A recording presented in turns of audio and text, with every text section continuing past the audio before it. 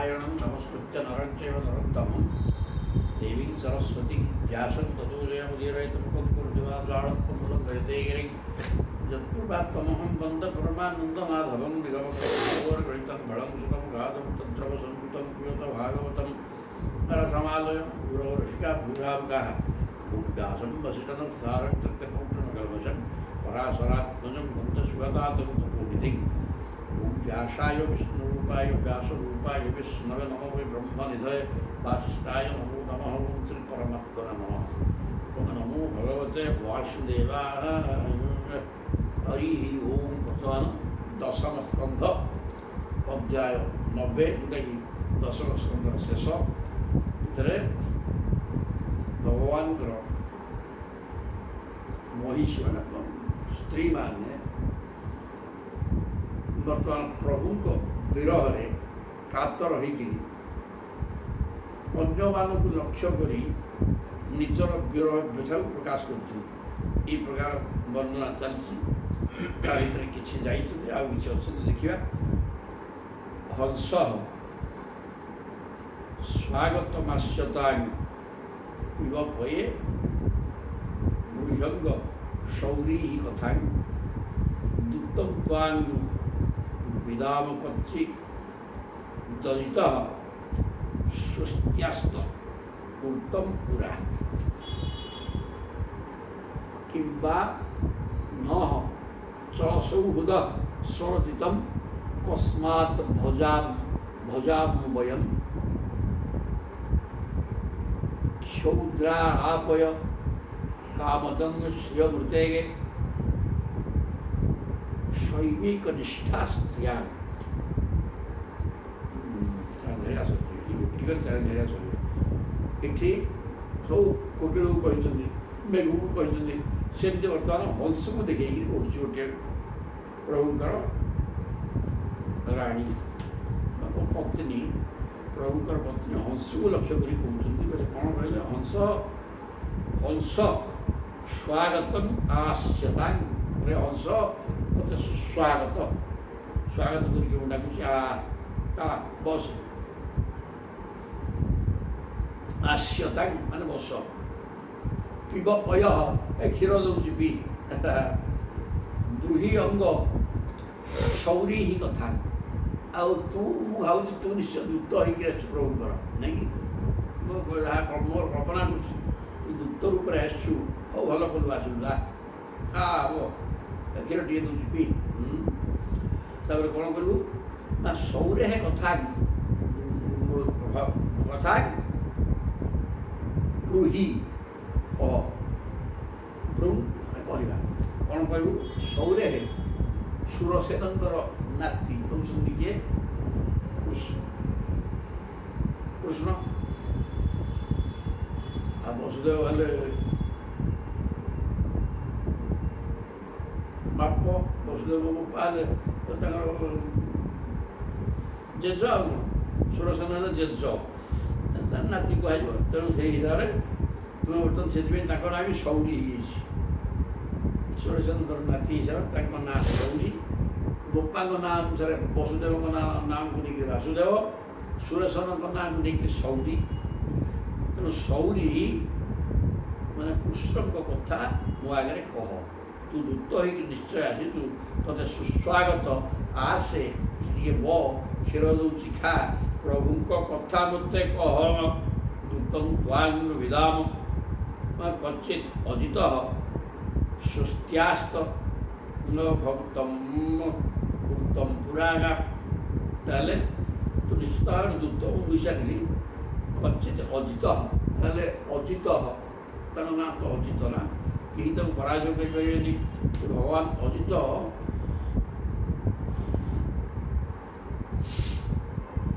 श्याम सुंदर अजित स्वस्ति आस्ते सी कुशल असंत उत्तम पुरा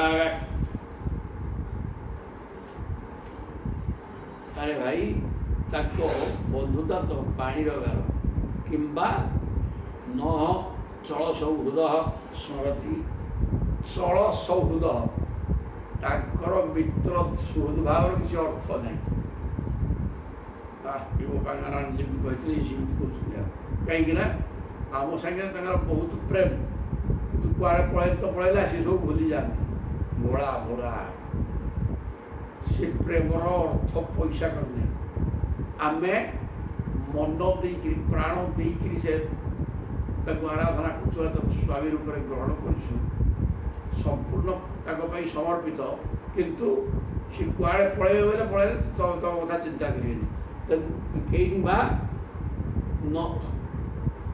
ଚଳ ସୌହୃଦ ନହ ଚଳ ସୌହୃଦ ତାଙ୍କର ତ ସୁହୃଦ ଭାବ ଚଞ୍ଚଳ ସୁହୃଦ ଭାବ ସ୍ଥାୟୀ ହେଇକି ରହେନି ରହିଛନ୍ତି ଭଲ ଭାବରେ ବାନ୍ଧି ତାପରେ କୁଆଡ଼େ ଗଲେ ତ ଗଲେ ଆଉ ସେ ବନ୍ଧନ ଛିଡ଼ିଗଲା ତ ଏ ପ୍ରକାର ତାଙ୍କର ସୁହୃଦ ଭାବ ସେ କ'ଣ ଆମକୁ ଆଉ ମନେ ପକାଉଥିବେ ନ ସ୍ମରତି ମନେ ପକାଉନଥିବେ ତମ୍ ତସ୍ମାତ୍ ଭଜାମୁ ବୟମ୍ ତାହେଲେ ସିଏ ଯଦି ଆମକୁ ମନେ ପକାଉନାହାନ୍ତି ଆମେ ତାଙ୍କୁ କାହିଁ ଚିନ୍ତା କରୁଛୁ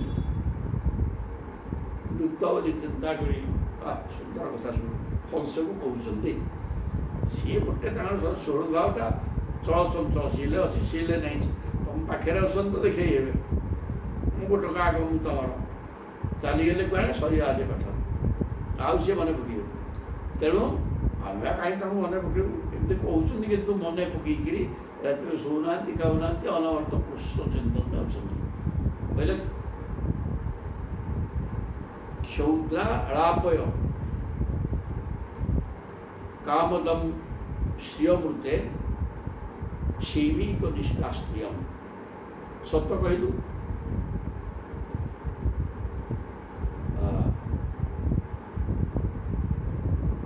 କ୍ଷୌଦ୍ରାଳାପୟ କାମଦମ ଶ୍ରିୟମୃତେ ସିଏ ମୋତେ କହୁଥିଲେ ତୁମେ ହିଁ ସବୁଠାରୁ ମୋର ପ୍ରିୟତମା ଛାଡ଼ ତାଙ୍କ କଥା ତାଙ୍କର କ'ଣ ଏବେ ଆଉ ସେଟା ମନେ ଥିବ ସରିଗଲା ତେଣୁ ମୋତେ ବହୁତ କହୁଥିଲେ ପାଖରେ ଥିଲା ତାପରେ ସେ ତାଙ୍କର ତ ଚଞ୍ଚଳ ହୃଦୟ ସେ ସୁହୃଦ ଭାବ ଆଉ ରହେନି ଭୁଲି ସାରିବେନି ହେଲେ ହଉ ଆମେ ବି ତାଙ୍କୁ କାହିଁକି ମନେ ପକେଇବୁ କି ଆମେ ତାଙ୍କୁ ଛାଡ଼ିଦେବା ଏ କଥା କହି ତୁ କହୁଛୁ ସେ ଆମରି ଇଚ୍ଛା ପୂର୍ଣ୍ଣ କରିବାକୁ ଆସିବାକୁ ଚାହୁଁଛନ୍ତି କ୍ଷୌଦ୍ରାଳାପୟ କାମଦମ ଶ୍ରିୟମୃତେ ଠିକ୍ ଅଛି ତୁ ଯାଇ ତାଙ୍କୁ ଏଠାକୁ ଡାକି ଆଣେ ଯଦି ସେ ଆସିବା କଥା କହୁଛନ୍ତି ଶୈବିକ ନିଷ୍କାଷ୍ଟ୍ରିୟମ୍ ଇଏ କି କଥା କ'ଣ ସ୍ତ୍ରୀ ଜାତିଟା ଭିତରେ ଏକ ଲକ୍ଷ୍ମୀଙ୍କର ଭଗବାନଙ୍କର ଏକା ଲକ୍ଷ୍ମୀଙ୍କର ଭଗବାନଙ୍କ ଠାରେ ଅନନ୍ୟ ପ୍ରେମ ରହିଛି এই ସ୍ତ୍ରୀ ସମୂହ ଭିତରେ ଖାଲି ଲକ୍ଷ୍ମୀଙ୍କର ପ୍ରଭୁଙ୍କର ଖାଲି ସମ୍ପର୍କ ରହିଛି ଆଉ ସ୍ତ୍ରୀ ସହିତ ତାଙ୍କର ସମ୍ପର୍କ ନାହିଁ ଏ କଥା କ'ଣ ଠିକ୍ କି ଅନ୍ୟମାନେ ବି ତାଙ୍କର ଅନେକ ପ୍ରିୟତମା ଅଛନ୍ତି ଲକ୍ଷ୍ମୀଙ୍କ ଛାଡ଼ିକି ଆଉ ଖାଲି ଲକ୍ଷ୍ମୀ ଶ୍ରୀଅଙ୍ଗ ରୂପେ ଲକ୍ଷ୍ମୀ ସଦାସର୍ବଦା ତାଙ୍କ ପାଖେ ପାଖେ ଅଛନ୍ତି କିନ୍ତୁ ଅନ୍ୟମାନେ ସେ ସୁଯୋଗ ପାଇପାରୁନାହାନ୍ତି ତେଣୁ ସେମାନେ ଏର୍ଷା କରିକିରି କହୁଛନ୍ତି ଖାଲି କ'ଣ ଲକ୍ଷ୍ମୀ ହେଉଛନ୍ତି ତାଙ୍କର ଗୋଟିକ ପତ୍ନୀ ଯିଏକି ସଦାସର୍ବଦା ତାଙ୍କ ପାଖରେ ରହିବେ ଆଉ ଅନ୍ୟମାନେ କିଛି ନୁହଁ ଆମେ ସବୁ କିଛି ନୁହଁ ଆଉ ମୋ ଆଗରେ କହୁଥିଲେ ତୁମେ ଏକୁଟିଆ ମୋର ପ୍ରିୟତମା ବୋଲି କିନ୍ତୁ ଛାଡ଼ିକି ପଳେଇଲେ ତ ସବୁ ଭୁଲିଗଲେଣି କିଛି ଆଉ ନାହିଁ ଆଉ ତାହେଲେ ତାଙ୍କର କ'ଣ ଏକୁଟିଆ ଲକ୍ଷ୍ମୀ ତାଙ୍କ ପାଖ ଲୋକ ଏବଂ ଅତ୍ୟନ୍ତ ପ୍ରିୟତମା ଆଉ ସବୁ କେହି ନାହିଁ ତେବେ ଆମ ଭିତରୁ କେହି ଜଣେ ବି ସେପରି ନୁହନ୍ତି କ୍ଷୌଦ୍ରାଳାପୟ କାମଦମ ଶ୍ରିୟଂ ରୂପେ ଲକ୍ଷ୍ମୀଙ୍କ ଭିନ୍ନ ଆଉ କେହି ବି ତାଙ୍କର ପ୍ରିୟତମା ନୁହନ୍ତି ଏହା ପ୍ରମାଣ ହେଇଯାଉଛି କାରଣ ଆମ ଆଗରେ କହିଦେଉଛନ୍ତି ତୁମେ ଆମର ଏକମାତ୍ର ପ୍ରିୟତମା ତାପରେ ଯଦି କୁଆଡ଼େ ପଳେଇଲେ ଆମକୁ ଭୁଲିଗଲେ ତେଣୁ ସେ ଖାଲି କ'ଣ ତାଙ୍କର ଲକ୍ଷ୍ମୀ ଏକୁଟିଆ ପ୍ରିୟତମା ଆଉ କେହି ହେବେନି ଏ କଥା ନୁହେଁ ଯଦି ସେ ଆମକୁ ମିଛରେ ଠକୁଛନ୍ତି ତାଙ୍କର ସ୍ୱଭାବ କ୍ଷଣସ୍ଥାୟୀ ପାଖରେ ଅଛନ୍ତି କଅଁଳିଆ କଥା କହିଦେଉଛନ୍ତି ଯିବା ପରେ ଭୁଲି ଯାଉଛନ୍ତି। ଆରେ ହେଲେ ହେଇଥିବ ଆମେ ବି ଛାଡ଼ିଦେବୁ ତାଙ୍କୁ, ଆମେ ଆଉ ମନେ ପକେଇବୁ ନାହିଁ। କଥା କହୁଛନ୍ତି ସିନା ମନରୁ ପ୍ରଭୁ ଯାଉନାହାନ୍ତି ଏବଂ ରାତି ଅନେକ ଯାଇକରି ବିକଳ ହେଉଛନ୍ତି। ଏଇ କଥା ଏଠି କୁହାଗଲା, ମନେ ପକେଇବୁ ନାହିଁ କହୁଛନ୍ତି ସିନା, ସଫାକିରି ମନେ ପକାଉଛନ୍ତି। ଏଇ ହେଲା ପାଠ। ଏଠି ବର୍ତ୍ତମାନ ଅବଶ୍ୟକୁ ଦୂତ ଭାବରେ ସ୍ୱୀକାର କରି ଏ ପ୍ରକାର କୌଣସି ନାୟିକା କହୁଛନ୍ତି। ତାପରେ କହିଲେ ଇତି ଦୃଶ୍ୟେନ ଭାବେନ କୃଷ୍ଣେ ଯୋଗେଶ୍ୱରେଶ୍ୱରେ ପ୍ରିୟମାଣେନ ମାଧୁର୍ଯ୍ୟ ଲେଭିରେ ପରମାଗତେ। ଏହି ପ୍ରକାର ଶିବଦେବ କହିଲେ କେହି ପରିଚିତ କୃଷ୍ଣ ପତ୍ନୀମାନଙ୍କର ଯୋଗେଶ୍ୱରେଶ୍ୱର ଭଗବାନ ପ୍ରତି ଏହିପରି ଅନନ୍ୟ ପ୍ରେମ ଭାବ ରହିଥିଲା। ତେଣୁ ସେମାନେ ଇତି ଇଦୃଶ୍ୟେନ ଭାବେନ, ଏଇ ଯେଉଁ ପ୍ରକାର ଆମେ ବର୍ଣ୍ଣନା କରୁନି କି ବିଭିନ୍ନ ପଶୁ, ବିଭିନ୍ନ ପକ୍ଷୀ, ମେଘ ସମସ୍ତଙ୍କ ସାମ୍ନାରେ ସମୁଦ୍ର ଲହଡ଼ି ମାରୁଛି, ଘୁ ହେଉଛି, ସମସ୍ତଙ୍କୁ ବର୍ତ୍ତମାନ ସାକ୍ଷୀ ସ୍ୱରୂପରେ ରଖି ଆମେ ଏମିତି ଦେଉଛୁ, ତୁ ବି ସେମିତି ଦେଉଛୁ ବୋଧେ କୃଷ୍ଣଙ୍କ ବିଷୟରେ। ରାତିରେ ନିଦ ବି ମାଡ଼ୁନି, ରାତିରେ ଅନିଦ୍ରା ହେଇକିରି ସମସ୍ତଙ୍କୁ ଏଇ ପ୍ରକାର କହୁଛନ୍ତି। ଦୃଶ୍ୟେନ ଭାବେନ କୃଷ୍ଣେ, କୃଷ୍ଣଙ୍କ ପାଖରେ ତାଙ୍କର ପତ୍ନୀମାନଙ୍କର ଏଇ ପ୍ରକାର ଯେଉଁ ଭାବ ଥିଲା। ଯୋଗେଶ୍ୱରେଶ୍ୱରେ, ସେ ତାଙ୍କର ପତି, ଇଏ ପତ୍ନୀ ହେଲେ ମଧ୍ୟ ସେ ପ୍ରଭୁ ନା ନାହିଁ ନା। ତେଣୁ ତାଙ୍କ ପତିଙ୍କ ଠାରେ ପ୍ରେମ ରହିଥିଲା। ଖାଲି ସେତିକି ନୁହେଁ, ସେ ପତି ହେଉଛନ୍ତି ଭଗବାନ। ଭଗବାନଙ୍କୁ ଯିଏ ଯେପରି ଭାବରେ ଡାକିଲା, ଜଣେ କଂସ ଶିଶୁପାଳ ଶତ୍ରୁ ଭାବରେ ସଦାସର୍ବଦା ଚିନ୍ତା କରୁଥିଲେ, ସଦାସର୍ବଦା କୃଷ୍ଣ ଏ ପ୍ରକାର ରୂପ ନେଇକି ମୋତେ ମାରିବ, ଅମୁକ ହବ ସବୁ ହେଲା। ଏ ଚକ୍ର ଧରିକିରି ଛେଦିଲେ ଶିଶୁପାଳକୁ, ସମସ୍ତେ ଚାହିଁଛନ୍ତି। ତେଣୁ ସେଗୁଡ଼ାକ ସବୁ ମନେ ପକେଇ ସର୍ବଶକ୍ତିମାନ ସେ ଚକ୍ରକୁ ପ୍ରତ୍ୟସ୍ତ କରିହେବନି ନା। ତେଣୁ ସେ ଚକ୍ରଧାରୀ ଏ ପ୍ରକାର କେମିତି ମୁଁ ତାକୁ ମାରିବି। କଂସ ମାନଙ୍କର ସଦାସର୍ବଦା ତେଣୁ ସେମାନେ କୃଷ୍ଣ ଚିନ୍ତାରେ ରହୁଥିଲେ। ଯାହା ଶତ୍ରୁ, ସେ କୃଷ୍ଣ ବା ଭଗବାନ ବୋଲି ଚିନ୍ତା କରୁଥିଲେ, ଶତ୍ରୁ ହେଲେ ମଧ୍ୟ ସେ ଭଗବାନ। ତେଣୁ ତାଙ୍କ ସ୍ୱରୂପ ଚିନ୍ତନ କରି ତାଙ୍କର ବଳବୀର୍ଯ୍ୟକୁ ଚିନ୍ତନ କରିବା ଦ୍ୱାରା ସେମାନେ ସବୁ ମୁକ୍ତି ହେଇଯାଇଛନ୍ତି। ଆଉ ଇଏ ମଧ୍ୟ ସ୍ୱାମୀ ଭାବରେ ଚିନ୍ତନ କରୁଛନ୍ତି, ନିଜର ସର୍ବସ୍ୱ ଶରୀର ତାଙ୍କୁ ସମର୍ପଣ କରି ତାଙ୍କର ଖୁସି ପାଇଁ ଏମାନେ ପ୍ରସ୍ତୁତ ଅଛନ୍ତି ଏବଂ ତାଙ୍କର ଅଭାବରେ ଅତ୍ୟନ୍ତ ଦୁଃଖିତ ହୋଇ ନ ଖାଇ ନ ପିଇ ଯାଇ କୁଶ ହେଇଯାଉଛନ୍ତି। ଏଇ ଯେଉଁ ପାଠ ତାଙ୍କର ଭାବନାର ସଦାସର୍ବଦା ରହିବା, ପ୍ରିୟମାଣେନ ମାଧୁର୍ଯ୍ୟ, এই প্রকার କାର୍ଯ୍ୟକଳାପ ଆଚରଣ କରିକିରି ମାଧବଙ୍କର ପତ୍ନୀମାନେ ଲେଭିରେ ପରମାଗତି ପାଇଲେ। ଯିଏ ଯେଉଁ ଭାବରେ ଡାକିଲା ସିଏ ସେଇ ଭାବକୁ ନେଇ ପ୍ରଭୁଙ୍କର ସେବା କରୁଥିବା ହେତୁରୁ ପରମଗତିକି ପାଇବ, କୌଣସି ଅସୁବିଧା ନାହିଁ। ତାପରେ ଶ୍ରୁତ ମାତୃପି ଯହ ସ୍ତ୍ରୀଣାଂ ପ୍ରସହ୍ୟା କର୍ଷତେ ମନଃ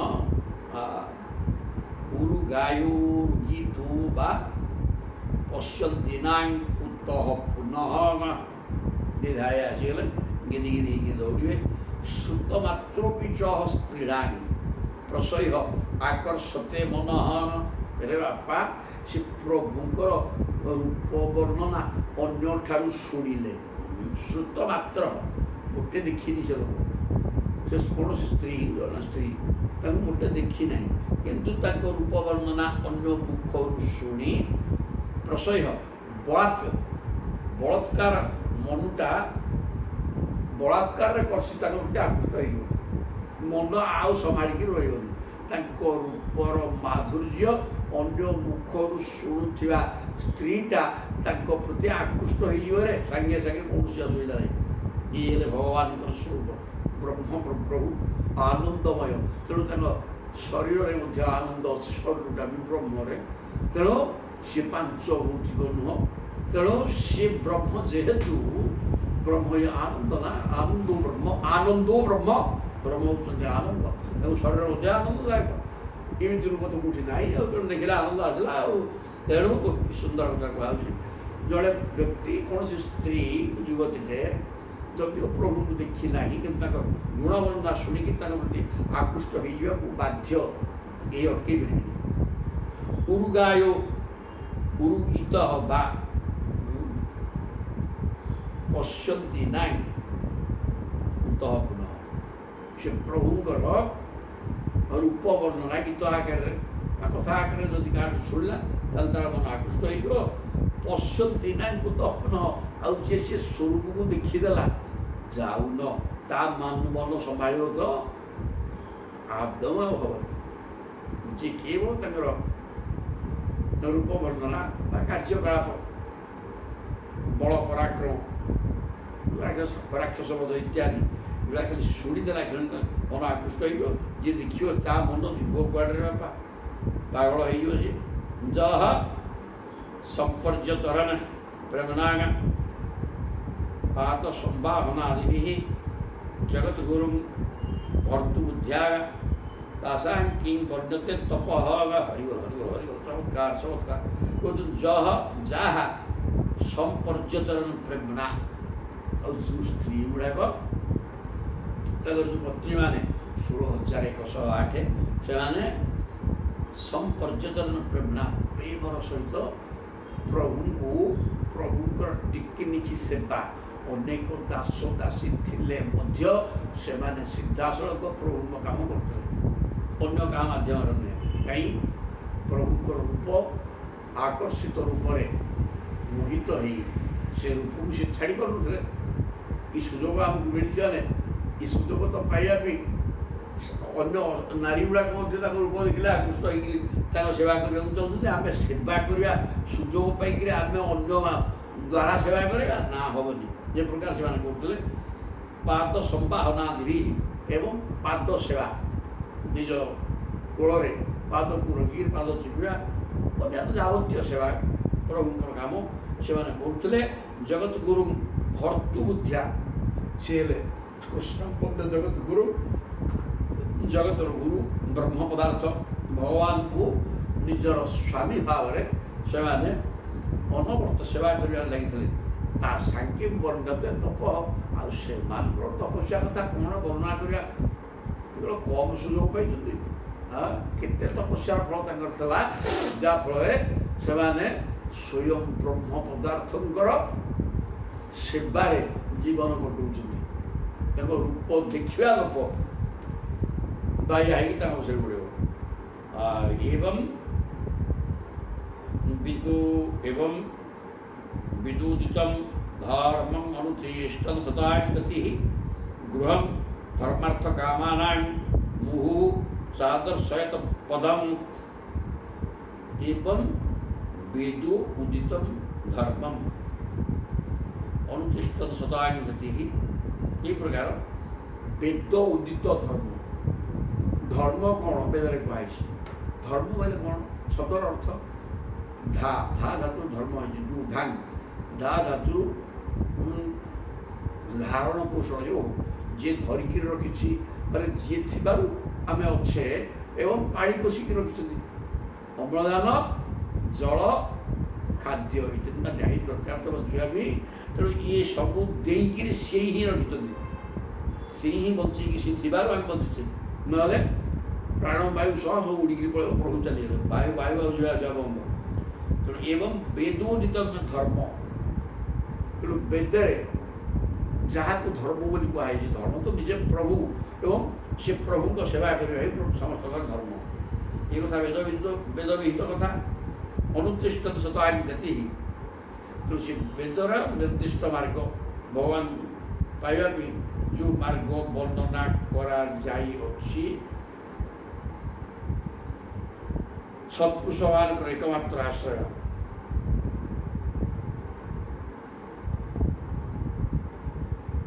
ଏବଂ ସେ ଆବିର୍ଭାବ ହୋଇକରି ବେଦ ବିହିତ ଧର୍ମକୁ ନିଜେ, ବେଦ ଯାହା କହିଛନ୍ତି ତଦନୁସାରେ ନିଜେ ଚଳିକିରି ତାଙ୍କର ଆଚରଣ ଦେଖେଇଛନ୍ତି। କୃଷ୍ଣଙ୍କର ଦିନଚର୍ଯ୍ୟା ଗୋଟେ ଅଧ୍ୟାୟ ଅଛି, କେତେବେଳେ ଉଠନ୍ତି, କେମିତି କରନ୍ତି। ତେଣୁ ବେଦ ବିହିତ ଯେଉଁ ମାର୍ଗ ପ୍ରତ୍ୟେକ ଜିନିଷ ଆଇନ ହେଇକି ରହିଥିଲେ ଆମେ ଆମ ଇଚ୍ଛାରେ ଗୋଟାରେ କି ଦୁଇଟା ରାତିରେ ଶୋଇବା 10ଟା ଦିନ ଶୋଇକିରି ଗୁଙ୍ଗୁଡ଼ି ଚାଲୁଥିବା ପାଠ ନାହିଁ ସେମିତି ଯିଏ ସଂସାର ତିଆରି କରିଛି ସିଏ ବି ଆଇନ ତିଆରି କରିଛି କ'ଣ କରିବ ତାକୁ ନ ମାନିବା ଫଳରେ ଆମେ ରୋଗଗ୍ରସ୍ତ ହେଉଛେ ମଧ୍ୟ ଦୁର୍ଭାଗ୍ୟ ହେଉଛେ। ତେଣୁ ସିଏ ନିଜେ ପ୍ରଭୁ ବେଦ ବିହିତ ଧର୍ମ ବାଟରେ ଯାଇକିରି ଆଚରଣ କରିକିରି ଅନୁତିଷ୍ଠାନ ନିଜେ ଅନୁଷ୍ଠାନ କରୁଛନ୍ତି ଅବତାର ନେଇକିରି ଯେ ଦେଖରେ ମୁଁ କ'ଣ କରୁଛି ମୋତେ ଭଗବାନ ବୋଲି କିଏ ବୁଝୁଛ କିଏ ନ ବୁଝୁଛି ସେ ଅଲଗା କଥା। ତେବେ କେତେକ ତ ବୁଝୁଛନ୍ତି ପରେ ବି ଯଦି ମୁଁ ଥିଲାବେଳେ ବୁଝିନାହାନ୍ତି ପୁଣି ପରେ ବି ବୁଝୁଛନ୍ତି ଅନେକ ଯଦି ବୁଝୁଛନ୍ତି ମୁଁ କ'ଣ କରିଥିଲି ଦିନଚର୍ଯ୍ୟା ତ ଭାଗବତରେ ଲେଖା ହେଇଛି ତ ସେଇ ଅନୁସାରେ ତେବେ ଚାଲୁନ କାହିଁକିନା ଏଇଟା ବେଦ ବିହିତ ସିଦ୍ଧାନ୍ତ। ସୃଷ୍ଟି ଯିଏ କଲା ବ୍ରହ୍ମା ସିଏ ବି ତାଙ୍କର ମୁଖ ନିଃସୃତ ହେଉଛନ୍ତି ବେଦ ସିଏ ସୃଷ୍ଟି କରିକିରି ସୃଷ୍ଟି କେମିତି ଚାଲିବ ସେ କଥା ବ୍ୟବସ୍ଥା କରିଦେଇଛନ୍ତି ସେ କଥା ଆମେ ମାନୁନେ। ସତାନି ଗତି ସଜ୍ଜନମାନଙ୍କର ଗତି ମୁକ୍ତିଦାତା ଭଗବାନ ନିଜ ଅବତାର ନେଇ ବେଦ ବିହିତ ମାର୍ଗ କ'ଣ ତାକୁ ଦେଖେଇ ଦେଇଛନ୍ତି ଦିନଚର୍ଯ୍ୟାରେ। ଗୃହମ୍ ଧର୍ମାର୍ଥ କାମାନାଂ ମୁହୁ ସାଦର୍ଶୟତ ପଦଂ। ତେଣୁ ଗୃହସ୍ଥାଶ୍ରମଟା ଛୋଟିଆ ଜିନିଷ ନୁହଁ। ସେଥିରେ ରହିକି ଯଦି ଈଶ୍ୱର ଚିନ୍ତନ କଲ ତୁମେ ଅନ୍ୟମାନଙ୍କର ସେବାରେ ରହିଲ ପ୍ରତ୍ୟେକ ଭିତରେ ପ୍ରଭୁ ସତ୍ତା ଅଛି ତେଣୁ ସମସ୍ତଙ୍କର ସେବା କରିବା ବଡ଼ ଧର୍ମରେ କାହା ମନରେ କଷ୍ଟ ଦିଅନି। ପ୍ରତ୍ୟେକ ଭିତରେ ପ୍ରଭୁ ଅଛନ୍ତି ତ ଅନ୍ୟକୁ କଷ୍ଟ ଦେଲେ ତୁମେ ତୁମର ଆରାଧ୍ୟ ଦେବତାକୁ ଚଟକଣି ବସେଇଲା ବିରେଇବା ସେଇଗୁଡ଼ାକ କର। ଆଉ ଖାଲି ବିଗ୍ରହ ସେବା ଛି ନାହିଁ କିଛି ବିଗ୍ରହ ସେବା କର କିନ୍ତୁ ପ୍ରତ୍ୟେକ ଭିତରେ ଯେହେତୁ ପ୍ରଭୁ ଅଛନ୍ତି କିଏ ଅସୁବିଧାରେ ପଡ଼ିଛି ତାଙ୍କ ଅସୁବିଧାକୁ ହୃଦବୋଧ କରି ତାକୁ ସାହାଯ୍ୟ କର ଏବଂ ପ୍ରତ୍ୟେକକୁ ମନ ଖୁସି ହେଲା ଭଳିଆ ବଚନିକା ଦରିଦ୍ରତା ଟଙ୍କା ପଇସା ଦେବାକୁ ପଡ଼ୁଛି ମିଠା କଥା ଦେଖ ଶତ୍ରୁ ହେଲେ ମଧ୍ୟ ତାକୁ କଥା ପଦେ କହିଲେ ଅସୁବିଧା ଭଲ କଥା କହିବା ବୁଝେଇଦେବା କିଛି ନାହିଁ ଠିକ୍ ଠିକ୍। ତେଣୁ ଗୃହମ୍ ଧର୍ମାର୍ଥ କାମାନାଂ ଗୃହସ୍ଥାଶ୍ରମଟା ଧର୍ମ ଅର୍ଥ କାମ ଏ ତିନିରେ କିଛି ପ୍ରୟୋଜନ ନାହିଁ ଏଗୁଡ଼ାକ ବନ୍ଧନ କାରକ।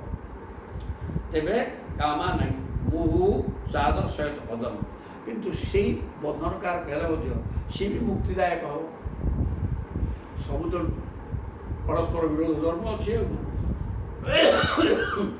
କାମ ମାନେ ଆମେ ସାଂସାରିକ ବିଷୟବସ୍ତୁ କାମନା କଲେ ବନ୍ଧନ ଅର୍ଥ ଲୋକଙ୍କୁ ଠକାଠକି କରି ଡକାୟତ କରି କାନ୍ଦିଥିବ ସେ ତା ତଣ୍ଟି ବିକ୍ରି ଆଣିବା ଆଉ ସେଇ ଟଙ୍କା ଆଣି ଶିବ ମନ୍ଦିର ତିଆରି କରିବା ଲୋକ କାନ୍ଦିବା ପଇସାରେ ଶିବ ଅଜାଡ଼ି ଦେବେ ହବନି କିଛି ମୋଟେ କିଛି ହବନି। ସଚୋଟ ଉପାୟରେ ପଇସା ଆଣ କାହାକୁ ମନରେ କଷ୍ଟ ଦିଅନି ଟଙ୍କାକୁ ସେ ପ୍ରକାର ଅର୍ଥ ଉପାର୍ଜନ କରି କାମନାଟା ସଂସାର ପାଇଁ ନ ରଖିକିରି ଭଗବତ ସେବାରେ ଲଗେଇବି ଏବଂ ମନେକର ଆମର ଗୋଟେ କିଛି ଭଲ ଖାଇବା ପିଇବା ଦେବା ଏସବୁ ରହିଲା କେଉଁଠି ଖାଇବାକୁ ପାଉନାହାନ୍ତି କୁଷ୍ଠାଶ୍ରମ କି ସେ ଅନାଥ ପିଲାଙ୍କ ଆଶ୍ରମ ସେଠି ଯାଇକି କିଛି ପଇସା ଦେଇକି ତାଙ୍କ କଥା ବୁଝ ତାପରେ ଇଆଡ଼େ ଖାଇବାକୁ ବ୍ୟବସ୍ଥା କରୁଛି ଖାଇବାକୁ ବନ୍ଦ ତାକୁ ଦିଅ ବ୍ରାହ୍ମଣ ଭୋଜନ କରାଯିବ ବ୍ରାହ୍ମଣ ଖାଇବାକୁ ଢେର ପାଉଛନ୍ତି ଆଉ ତାଙ୍କୁ ନେଇକିରି ଭୋଜନ ଦେଲେ ତଦପେକ୍ଷା ଏମାନଙ୍କୁ ଦେବାରେ ବି ମହତ୍ତ୍ୱ ରହିଛି ବ୍ରାହ୍ମଣ ଭୋଜନର ଯେହେତୁ ଶାସ୍ତ୍ର ସିଦ୍ଧାନ୍ତ ଆମେ ତାକୁ ନାହିଁ କରିପାରିବା ନାହିଁ ହେଲେ ବି ୟାର ବି ମହତ୍ତ୍ୱ ରହିଛି ଅଧିକା କାହିଁକିନା ଖାଇବାକୁ ପାଉନି ତାକୁ ଖାଇବା ଦରକାର ତାର ବ୍ୟକ୍ତିଗତ ଭାବରେ ରୋଜଗାର ନାହିଁ ଖାଇପାରୁନି ତେଣୁ ସେମାନଙ୍କ କଥା ବୁଝ ଏ ପ୍ରକାର କଲେ ତା ନାହିଁ ପ୍ରକୃତି ଧର୍ମ ହେବ। ତେଣୁ ଇଏ ଧର୍ମ ଅର୍ଥ କାମକୁ ଯଦି ଆମେ ନିଜ ସ୍ୱାର୍ଥକୁ ନେଇକି ବ୍ୟବହାର କରିବା ତାହେଲେ ବନ୍ଧନ। ଯଦି ପରାର୍ଥ ପାଇଁ ସେଗୁଡ଼ା କଲେ ଟଙ୍କା ପଇସା ଆସିବ ଏ ପ୍ରକାର ଲାଲ ପୁଣ୍ୟ କରାଯିବ ଏବଂ କାମନା କେବଳ ରହିବ ଯେ ପ୍ରଭୁ ସବୁ ମୋତେ ଦେଇଛ ଆପଣ ବି ମୋତେ ମିଳିବେ ମୋତେ ଲାଇନ୍ ଧରିକି ଚଲାନ୍ତୁ এই প্রকার কামনা দুই প্রকার সংসার কামনা ঈশ্বর কামনা। তেমন এই ধর্ম অর্থ কাম মধ্যে মুক্তিদায়ক হব যদি সেই প্রকার সাত্বিক গুণ সম্পন্ন হয়ে প্রভুকে আরাধনা করা যায়। তেমন গৃহস্থাশ্রমটা মুহু সাধক সহিত পদম ଭଗବାନ ନିଜେ ଅବତାର ନେଇକରି ଏଇ ଭାଗବତ ମଧ୍ୟ କହିଛନ୍ତି ତାଙ୍କର ଦିନଚର୍ଯ୍ୟା ଏବଂ ସେ ଯେଉଁ ପ୍ରକାର ଆଚରଣ କରିଛନ୍ତି ସେ ବେଦବିହିତ ମାର୍ଗ ଏବଂ ତାକୁ ତୁମେ ଆଚରଣ କରୁନ ତୁମେ ଯଦି ମୁକ୍ତି ନ ପଚାରିବ କିଛି କରିବାନି ଖାଲି ଶୂନ୍ୟ ଶୂନ୍ୟ ଆମେ କିଛି କଲେ କିଛି ମିଳିବ ନହେଲେ ମିଳିବ ନାହିଁ ପ୍ରଭୁ। ତାପରେ କହୁଛନ୍ତି ଆସ୍ତିତସ୍ୟ ପରମ ଧର୍ମଂ କୃଷ୍ଣସ୍ୟ ଗୃହମେଧିନାଂ ଆସନ୍ ଷୋଡ଼ଶ ସହସ୍ରମ୍ ବୈଶ୍ୟସ୍ୟ ଶତାଧିକମ୍। ଆସ୍ତିତସ୍ୟ ପରମ ଧର୍ମମ୍, ତେଣୁ ଗୃହସ୍ଥଚିତ ଶ୍ରେଷ୍ଠ ଧର୍ମର ଆଶ୍ରୟ ନେଇ ପ୍ରଭୁ ମଧ୍ୟ ଏକ କୃଷ୍ଣ ହେଇଥିଲା 16,108 ହେଇକରି ପ୍ରତ୍ୟେକ ଘରେ କୃଷ୍ଣ ରହି ଗୃହସ୍ଥଚିତ ଲୋକ ଦେଖିଆଣିଆ କାମ କରୁଛି। କେଉଁ ସ୍ତ୍ରୀ ସହିତ ତାଙ୍କର ଏହି ସମ୍ପର୍କ ନାହିଁ, କାହିଁକିନା ନିଜାନନ୍ଦକୁ ନିଜ ଅନୁଭବ କରିକି ରହିବା ତାଙ୍କୁ ସ୍ତ୍ରୀ ପ୍ରେମ କ'ଣ ଆବଶ୍ୟକ କିଛି ନାହିଁ ନଥିଲେ ମଧ୍ୟ ଯେହେତୁ ସେ ଗୃହସ୍ଥ ଆଶ୍ରମରେ ଅଛନ୍ତି ଲୋକ ଶିକ୍ଷା ପାଇଁ ସିଏ ସତେ ଯେମିତି ବାନ୍ଧି ହେଇକି ଅଛନ୍ତି, ସ୍ତ୍ରୀମାନେ ବହୁତ କରୁଛନ୍ତି କାଠ କଣ୍ଢେଇ ଭଳିଆ ଏ ପ୍ରକାର ଆଚରଣ ଲୋକ ଦେଖିବାକୁ ଥିଲା। କାରଣ ସବୁ ସଦାବେଳେ ତାଙ୍କ ପ୍ରତ୍ୟେକ ସ୍ତ୍ରୀର ଘରେ ଏକ କୃଷ୍ଣ ହେଇକି ରହିଥିଲେ, ତେଣୁ ତା ଭିତରେ କ'ଣ ହେଉଥିଲା ତାକୁ ବୁଝୁଛି କି ପରମ ଧର୍ମ କୃଷ୍ଣସ୍ୟ ଗୃହମେଧିନାଂ। କୃଷ୍ଣ ନିଜେ ମଧ୍ୟ ଗୃହସ୍ଥାଶ୍ରମରେ ଥିଲେ ଏବଂ ତାକୁ ଗୃହସ୍ଥାଶ୍ରମ ବର୍ଣ୍ଣନା କରାଯାଇଛି କେମିତିକା ନାରଦ ପଶିକି ଦେଖିଲେ ତ ଗୋଟିଏ କୃଷ୍ଣ ଆଜିକା 16,108 କେମିତି କ'ଣ ରହିଛନ୍ତି ଟିକେ ପରୀକ୍ଷା କରିଦେବା। ପଳେଇ ଆସିଥିଲେ ଆସିକି ଦେଖିଲା ଆସିକି ତାଙ୍କ ରୁକ୍ମିଣୀ ଘରକୁ ଗଲେ ପ୍ରଭୁ ବସିଛନ୍ତି ପୋଷା ଖେଳ ଚାଲିଛି। ପ୍ରଭୁ ଆସିଲେ ଇଏ ଗଲେ ସାଙ୍ଗେ ସାଙ୍ଗେ ଆସି ଓଡ଼ା ଦେଇକି ରୋଷେଇ ଆଉ କୁଆଡ଼େ ଆସିଲେ କ'ଣ କଲେ କିଛି ଦେଖିଲେ ତାକୁ ସତ୍କାର କଲେ ମୁଣ୍ଡିଆ ମାରି ସବୁ କରି ପାଦ ଧୋଇ ମୁଣ୍ଡରେ ପଡ଼ି ଆଉ ସେ ପଳେଇଲେ। ସେଠି ସିଏ ପ୍ରଭୁ ଆକ୍ସନ୍ କରୁଛନ୍ତି ସଞ୍ଜୟ ଦେଖିନାହାନ୍ତି ଆଉ ସେ ଘରେ ଦେଖିଛନ୍ତି ଏଇଠି କ'ଣ ଦେଖିଛନ୍ତି ନା କ'ଣ? ହଁ ସିଏ ପିଲା କାକେଇକିରି ବୁଲୁଛନ୍ତି। ଓହୋ ନାରଦ ଯେ ଆପଣ ଆସିଲେ କେତେବେଳେ ଆସିଲେ କ'ଣ ନାହିଁ ଏମିତି କରି ଯୁଆଡ଼େ ଗଲା ଆସିକି କୃଷ୍ଣ ସେ ବିଭିନ୍ନ ଅନ୍ୟ ଗୋଟେ ଗୋଟେ ପ୍ରକାର କାମ କରୁଛନ୍ତି ଏମିତି ଦେଖିଲେ ନାରଦ ଛାନିଆ ହେଇଥିଲେ। ତେବେ ତାଙ୍କର ଗୃହସ୍ଥ ଆଶ୍ରମ ଭିତରେ ଯେମିତି ସାଧାରଣ ମଣିଷ ଯାହା କରେ ସେଇ ପ୍ରକାର କଥା ପିଲା ଖେଳେଇବା ସବୁ ସବୁ କଥା କରୁଥିଲେ। ତେବେ ଆସନ 16,108 ତାଙ୍କର ପତ୍ନୀ ଥିଲେ ଏବଂ ପ୍ରତ୍ୟେକ ପତ୍ନୀ ପାଖରେ ଭଗବାନ କୃଷ୍ଣ ରହି ସାଧାରଣ ମାନବ ଯେମିତି ଗୃହସ୍ଥ ଆଶ୍ରମ ଭିତରେ ରହେ ସେଇ ପ୍ରକାର ଆଚରଣ କରି ଚାଲୁଥିଲେ, କିନ୍ତୁ ସେ ବ୍ରହ୍ମ ପଦାର୍ଥ ଏବଂ କାହା ସହିତ ଆସକ୍ତି କିଛି ନଥିଲା। ତାହାଂ ସ୍ତ୍ରୀରତ୍ନ ଭୂତାନାଂ ଅଷ୍ଟୌଜ ଯାହା ପ୍ରାଗ ଉଦାହୁତା ରୁକ୍ମିଣୀ ପ୍ରମୁଖା ରାଜନ୍ ତତ୍ପୁତ୍ରା ସ୍ଥାନୁପୂର୍ବଶଃ। ତାହେଲେ ସେ 108 ଭିତରୁ 8 ଜଣ ହେଉଛନ୍ତି ସ୍ତ୍ରୀରତ୍ନ ଭୂତାଂ ଅଷ୍ଟୌ 8 ଜଣ ହେଉଛନ୍ତି ସ୍ତ୍ରୀରତ୍ନ ମାନେ ସର୍ବଶ୍ରେଷ୍ଠା ପତ୍ନୀ। ଆଉ ଗୋଟେ ସେ ଉଚ୍ଚ ସେଠି ନେଇକି ରଖିଥିଲା ନାରକାସୁର ଚୂଡ଼ା ଘିନି ଆଣିଛନ୍ତି ନା 8 ହେଲେ ମୁଖ୍ୟ 16,100 ଆଣିଥିଲେ ନାରକାସୁରକୁ ବିନାଶ କରିକି। ତେଣୁ ଏଇ ଯେଉଁ 8 ଜଣ ସ୍ତ୍ରୀରତ୍ନ ଯାହା ପ୍ରାକ୍ ଉଦା ହେଉଥିଲା ଆମେ ସେଟା 8 ଜଣଙ୍କ ନାଁ କହିଛୁ ସେ କେମିତି କାହାକୁ ବିବାହ ହେଇଥିଲେ ସେ କଥା ମଧ୍ୟ କହିସାରିଛୁ। ସେଥିରେ ପ୍ରମୁଖ ବ୍ୟକ୍ତି ହେଲେ ରୁକ୍ମିଣୀ 1 ନମ୍ବର ଲୋକ ପ୍ରଥମ ପତ୍ନୀ ତାଙ୍କର ସେ। ତେଣୁ ରାଜନ୍ ତତ୍ପୁତ୍ରା ସ୍ଥାନୁପୂର୍ବଶଃ ଏବଂ ସମସ୍ତଙ୍କର ପ୍ରତ୍ୟେକଙ୍କର 10 ପୁତ୍ର। ଏ 8 ପଟ୍ଟ ମହିଷୀଙ୍କ ନାଁ ଏବଂ ବିବାହର ବ୍ୟବସ୍ଥା କେମିତି ହେଇକରି କାହାକୁ ବିବାହ କରିଥିଲେ ସବୁ ଟିକେ ଟିକେ ବର୍ଣ୍ଣନା କରୁଛୁ ଏବଂ ତାଙ୍କର 10 ଲକ୍ଷ ପୁତ୍ର ତାଙ୍କ ନାଁ ଆଗରେ କହି ସବୁ ବର୍ଣ୍ଣନା କରି ସାରିଛୁ ଆଗରୁ। ଏ କଥା କହିଲେ ଏଇଠି ଏଇଠି କଶ୍ୟାନ୍ 10 ଆଉ ଥରେ କହୁଛି 10 କୃଷ୍ଣ ଅଜିଜରତ୍ ଆତ୍ମଜାନ୍ ଯାବତ୍ୟ ଆତ୍ମନଃ ଭାର୍ଯ୍ୟା ଅମୋଘାଗ ଗତିରେଶ୍ୱର। ଗୋଟିଏ ଗୋଟିଏ ପତ୍ନୀ ଔରସରୁ 10 ଲେଖେ ପୁତ୍ର ଆତ୍ମବାନ ନିଜେ ଯେମିତି ସେଇ ପ୍ରକାର ପରାକ୍ରମୀ ସୌନ୍ଦର ସବୁ ଅଛି। ଅନୁରୂପ କୃଷ୍ଣ ସମସ୍ତଙ୍କର ସ୍ୱରୂପ ଅତି ସୁନ୍ଦର। ତେଣୁ ସେମାନେ 10 ଲେଖେ ପୁଅ ଯାବତ୍ୟ ଆତ୍ମନଃ ଭାର୍ଯ୍ୟା ଖାଲି 8 ପଟ୍ଟ ମହିଷୀ ନୁହଁ ଯେତକ 16,108 ସମସ୍ତଙ୍କର 10 ଲେଖେ ପୁତ୍ର ଅମୋଘ ଗତିରେ ସ୍ୱରାହ। କାରଣ ଭଗବାନ ହେଉଛନ୍ତି ସର୍ବଶକ୍ତିମାନ ଓ ସତ୍ୟ ସଂକଳ୍ପ। ସତ୍ୟ ସଂକଳ୍ପ ମାନେ କ'ଣ? ଆମେ ସଂକଳ୍ପ କରୁଛେ କ'ଣ? ଧର୍ମ ଅର୍ଥ କାମ ମୁଖ୍ୟ ଯେଉଁ କେଶ ଦୂର ହେଇଯିବା ଆୟୁ ଆରୋଗ୍ୟ ବିବୃଦ୍ଧି ଅର୍ଥମ୍, ଏ ସଂକଳ୍ପଟା ପ୍ରଭୁ ଖାଲି ମନରେ ଚିନ୍ତା କଲେ ହେଇଯିବରେ। ଆମେ ବୋଇଲେ ମଧ୍ୟ ହବ ସେ କଥା ନୁହେଁ। କାରଣ ଯିଏ ସେ କଥା କହିବ ତାର କିଛି ପୁଣ୍ୟ ଥିବ, ସିଏ ଅନ୍ୟକୁ ଦେଇପାରିବ। ଜଣେ ଆଚ୍ଛା ତା ବ୍ରାହ୍ମଣ ଦ୍ୱାରା ସେଟା କାମ କିଛି ହବନି, ତାର ତ ନିଜର ପୁଣ୍ୟ ନେଇ ସେ ଦବ କାହାକୁ କ'ଣ? ଏମିତି କହିଲେ ସବୁ ମନକୁ ରହିବ କି କଥା। ଥରେ ଏଇଠି ବ୍ରାହ୍ମଣ ବୈକୁଣ୍ଠ ଲୋକ ପ୍ରାପ୍ତି ରଷ୍ଟୁ ଯେତେ ବୈକୁଣ୍ଠ ହେଇପାରିବନି। ତା ବିଷୟ କଥା କାହିଁକି କହୁଥିଲେ ବାପା? ହବନି, ତାକୁ ମନା କରିବୁ କିନ୍ତୁ କହିବୁନି। କେମିତି କ'ଣ ହେଇଗଲା କି? ନା ବ୍ରାହ୍ମଣ କହିପାରିବୁନି? ବ୍ରାହ୍ମଣ କିଏ ସେ? ତୁ ବାପା ବୈକୁଣ୍ଠ ଦେଖିଛୁ ନା ଯାଇପାରିବ? ବୈକୁଣ୍ଠ ଯିବାଟା କ'ଣ ଇଏ ହେଇଛି ପାଇଖାନା ବୁଲିବା? ନାଇଁ, କେତେ ସାଧନା କଲେ ସେଟା ଯିବ। ତା ଛୁଆକୁ ବୁଝିବା ଦରକାର ନା। ମାଗଣା ବୈକୁଣ୍ଠ କିଏ ଯାଏ? ଆଉ ତୁ ଗୋଟେ ଭୋଜନ ପକେଇଦେଲ 50 ଟଙ୍କା ଦକ୍ଷିଣା ଧରିଲା ବୈକୁଣ୍ଠକୁ ପଳା, ଯାଇପାରିବନି। ସ୍ୱର୍ଗ ଲୋକ କେମିତି କହିଦେବ ଭୋଗ ପରେ ତୁ ଐଶ୍ୱର୍ଯ୍ୟ। ତାର ସାଧନା ନେଇ ଖୁନି ଆସାମୀ ଥିଲା, ମିଛ କହୁଥିଲା, ଚୋରି କରୁଥିଲା, ଲୋକଙ୍କୁ ଠକୁଥିଲା। ବୈକୁଣ୍ଠ ନା ଆଉ କୁଆଡ଼େ ପଳେଇବ? ହବନି। ଯଦି ତମ ଗାଁରେ କିଏ ବୈକୁଣ୍ଠ ଥିବ ତା ପାଖକୁ ପଳେଇବ, ସିଏ ବୈକୁଣ୍ଠରେ ଗୋଟେ କିଏ ଯିବେନି। ତେଣୁ ସେମିତି ବିଷୟ କଥା କହନ୍ତି। ସେ ବ୍ରାହ୍ମଣ ଆଶୀର୍ବାଦ କରିଦେଲେ। ସେ କହୁଛନ୍ତି କ'ଣ? 10 ଆତ୍ମନ ଭାଗ୍ୟାଂ ଅମୋଘ ଗତିରେ ସ୍ୱରାହ। ତେଣୁ ପ୍ରଭୁଙ୍କର ଗତି ହେଲା ଅମୋଘ ଗତି। ସେ ଯାହା ଚାହିଁବେ ସଂକଳ୍ପ ମାତ୍ରେ ହେଇଯିବ। ଆମେ ସଂକଳ୍ପ କରିକିରି ଏଇଟା ଏମିତି କରିବା, ମାନେ କର୍ମ ବି ସଂକଳ୍ପ କଲେ ଏଇଟା କରିବା, ସେଇଟା ଆମେ କରିପାରିବା। କିନ୍ତୁ ତା ଦେହରେ ଯେଉଁ ଆମେ ଯୋଡ଼ୁଛେ ସବୁ କଲ୍ୟାଣ କଥା, ସେଇଟା ହବା ଧରକ ସେ ପ୍ରକାର ଯଦି କିଛି ଥିବ ଆତ୍ମଶକ୍ତି, ନିଜେ ଈଶ୍ୱର ଦତ୍ତ ଜିନିଷ କିଛି ଥିବ, ସିଏ ସେଥିରୁ କିଛି ଦେଇପାରିବ। ଆଉ ହରିବୋଲିଆ ବ୍ରାହ୍ମଣ ସେଟା କରିପାରିବ। ତା ପାଖରେ ତ ବ୍ରହ୍ମ ସମ୍ପର୍କିତ ଜ୍ଞାନ ତାଙ୍କର ନାହିଁ, ଭଗବାନଙ୍କ ସେବା କରୁନାହାନ୍ତି। ତେଣୁ ଭଗବତ କୃପା ତାଙ୍କ ଉପରେ ନାହିଁ। ସେ ଅନ୍ୟକୁ କେମିତି କୃପା କରେ? କ'ଣ ଦେବେ?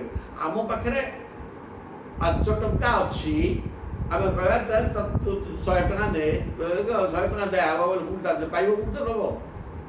ତେଣୁ ନିଜର କିଛି ଥିଲେ ଆମେ 100 ଟଙ୍କା ରଖିଛେ, 5 ଟଙ୍କା କାହାକୁ ଦେଇପାରିବା। ତେଣୁ ଆମ ପାଖରେ କିଛି ଆଧ୍ୟାତ୍ମିକ ଜ୍ଞାନ ଏବଂ ଈଶ୍ୱରଙ୍କର ଆଶୀର୍ବାଦ ଯଦି ଅଛି, ତାକୁ ଆମେ ଅନ୍ୟକୁ ବାଣ୍ଟିପାରିବା। ସୁନ୍ଦର କଥା। ଇଏ କୌଣସି ଭୁଲ ହୋଇଛନ୍ତି ଜୟ ଜଗନ୍ନାଥ। ସେଥିପାଇଁ ବି ଭାଗବତ କେବେ କହୁନାହାନ୍ତି ବ୍ରାହ୍ମଣ ସାଧୁଟିଏ କରିବ, ବେଦବିତ ବ୍ରାହ୍ମଣକୁ ଡାକିରି କର।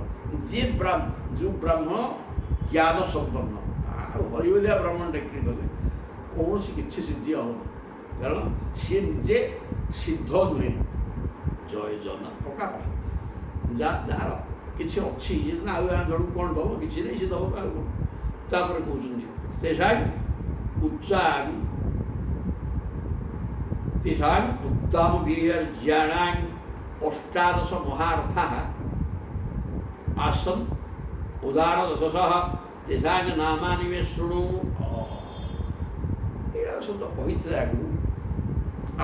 କେବଳ 8 ଜଣ ପଟ୍ଟ ବହିଛି ଯେଉଁମାନଙ୍କୁ ବିଭିନ୍ନ ଉପାୟରେ କୋଉଠି ଷଣ୍ଢ ବାନ୍ଧିକିରି ଆଣିଥିଲେ, କୋଉଠି ରୁକ୍ମିଣୀକି ଉଠେଇ ଆଣିଥିଲେ ଏବଂ ଗାନ୍ଧର୍ବ ମତରେ ବିବାହ କରାହେଇଥିଲା।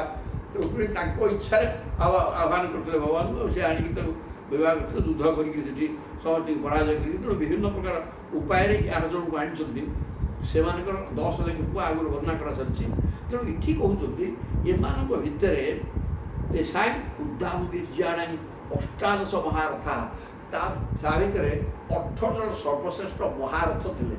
ମହାରଥୀ କହିଲେ ତାଙ୍କୁ ପରାଜୟ କରିବା ସମ୍ଭବପର ନୁହେଁ। କି ସିଏ ସମସ୍ତଙ୍କୁ ଯୁଦ୍ଧରେ ଜୟ କରିଦେବେ, କୃଷ୍ଣ ସମକକ୍ଷ ଯୋଦ୍ଧା ସିଏ। এই প্রকার 18 জন তাকে 18টা কହୁଥିଲେ আসন ଉଦାର ଯଶସହ, ସେମାନେ ଯଶସ୍ୱୀ। ସେମାନଙ୍କ ନାଁ କହୁଛି ଶୁଣ। 18 ଜଣଙ୍କ ନାଁ କହିବେ। ପ୍ରଦ୍ୟୁମ୍ନ ଚାନିରୁଦ୍ଧଶ୍ଚ ଦୀପ୍ତିମାନ ଭାନୁରେବ চ ପ୍ରଦ୍ୟୁମ୍ନ ଅନିରୁଦ୍ଧ ଦୀପ୍ତିମାନ ଭାନୁ। ଚାରି ହେଲେ ଶାମ୍ବ 5 ମଧୁ 6 ବୃହତ୍ ଭାନୁ 7 ଚିତ୍ରଭାନୁ 8 ବୃକ 9 ଅରୁଣ 10 ପୁଷ୍କର 11 ବେଦବାହୁ 12 ଶ୍ରୁତଦେବ 13 ସୁନନ୍ଦନ 14 ଚିତ୍ରବାହୁ 15 ବିରୂପ 16 କବି 17 ନ୍ୟଗ୍ରୋଧ 18 ଏ ବଚ। ଏଇ ଯେଉଁ 18ଟା ପିଲା ଏଇସବୁ ନାଁ ହେଉଛି ପ୍ରଭୁଙ୍କର ପୁତ୍ର ବିଭିନ୍ନ ଭାର୍ଯ୍ୟାଙ୍କର ଜଣଙ୍କର ଏଇସବୁ ନୁହେଁ ଜଣଙ୍କର 10 ସେଗୁଡ଼ା ବାହା ହେଇଛି। ତେବେ ଇଏ ସବୁ ତା ଭିତରୁ ବଛା ହେଇକିରି 18 ଜଣ ଅଛନ୍ତି ଯେଉଁମାନେ ମହାରଥ। ଏତେଷାଙ୍ଗପି ରାଜେନ୍ଦ୍ର ତନୁଜାନାଂ ମଧୁଦ୍ୱିଷଃ ପ୍ରଦ୍ୟୁମ୍ନ आसीत् प्रथमः पितृवत रुक्मिणी सुतः। एतेषामपि राजेन्द्र बोले हे राजन सुखदेव कहते परीक्षित महाराज तनुजानां मधुद्विषः मधुद्विषः मधु मधु कहीथब राक्षसर विनाशकारी एवं जो प्रभुंकर नाम धैले जप कले कि ध्यान कले कि चिंतन कले संसार महुप्री लगुवा संसार पिता लगे से प्रकार जो मधुद्विष भगवान कृष्णचंद्र तंकर अनुज मान भितर पुओ मान मध्य प्रद्युम्न आसीत प्रथम। प्रद्युम्न 1 नंबर संतान रुक्मिणी 1 नंबर पत्नी और 1 नंबर पुओ हेले प्रद्युम्न तेणु से प्रथम पुत्र 1 नंबर पुत्र पितृवत रुक्मिणी सुत से पिता को बढ़िया कृष्ण जहाँ कहबार तात्पर्य 1 नंबरटा जदि पुत्र संतान है बाप माँ संपूर्ण सद्गुणर आधार सी हम एवं सी ही उपयुक्त वंशर दया वंशर सुनाम बढ़े आउ सब गुड़ा कहबे ना ना यहाँ पाठ यहाँ प्रथम संतान ही सब भल हम अन्य माने पाठ कहुई अन्य माने मूत्र भाया मूत्र भाया माने शिशु गोटे संतान तो कराए ना माने विवाह कराई गृहस्थाश्रम कराई संतान कि प्रथम संतानटा पक्का जिनस अन्य माने से प्रकार हेबे नहीं से स्वतंत्र परिसा भाई तो परिसा छाड़देले जाए से प्रकार से अन्य पाखे से सद्गुण रही ठीक व्यतिक्रम घटुची कहीहबनी किंतु प्रथम पुत्र प्रथम झील हो पाखे गोपार समस्त गुण रहे मोर भी अनुभव से पक्का जे सी हम ना अन्य पार मोर प्रथम पिला 16 मोठू अधिका तार गुण कम नुह पूरा पक्का जय जय हाँ झीलटा झीलटे हो कहते प्रद्युम्न आसीत् प्रथम पितृव्रत प्रथम संतान सी पितृव्रत कहीं अन्य 18 जन नथी कहले लक्ष लक्ष संतान समस्त कहले पितृव्रत 1 नंबर पुत्र तेणु कहला रुक्मिणी सुता कहले स रुक्मिण दुहितरम उपजेवे महारथ सी रुक्मी रुक्मी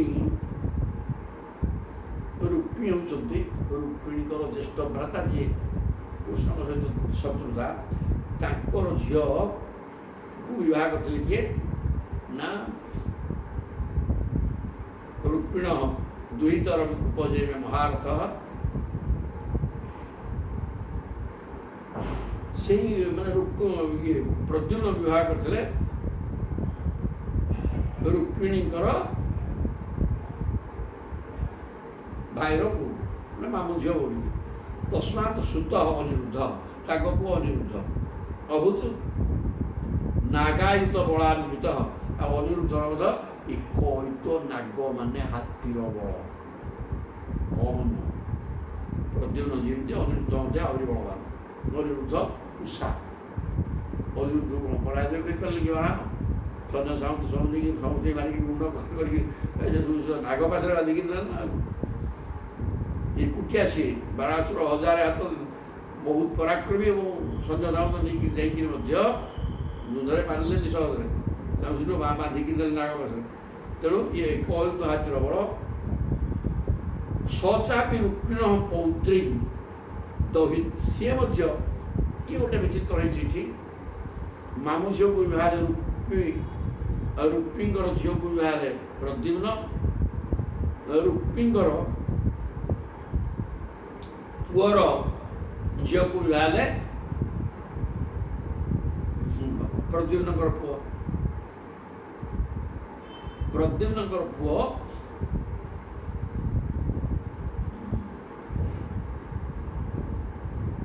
ସିଏ ବି ମାମୁ ଝିଅ ପ୍ରଦ୍ୟୁମ୍ନଙ୍କର ପୁଅ ତାଙ୍କର ମାମୁ କିଏ ମାମୁ ହେଲେ ରୁକ୍ମିଙ୍କର ପୁଅ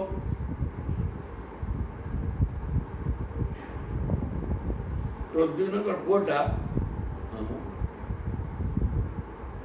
ରୁକ୍ମିଣୀଙ୍କର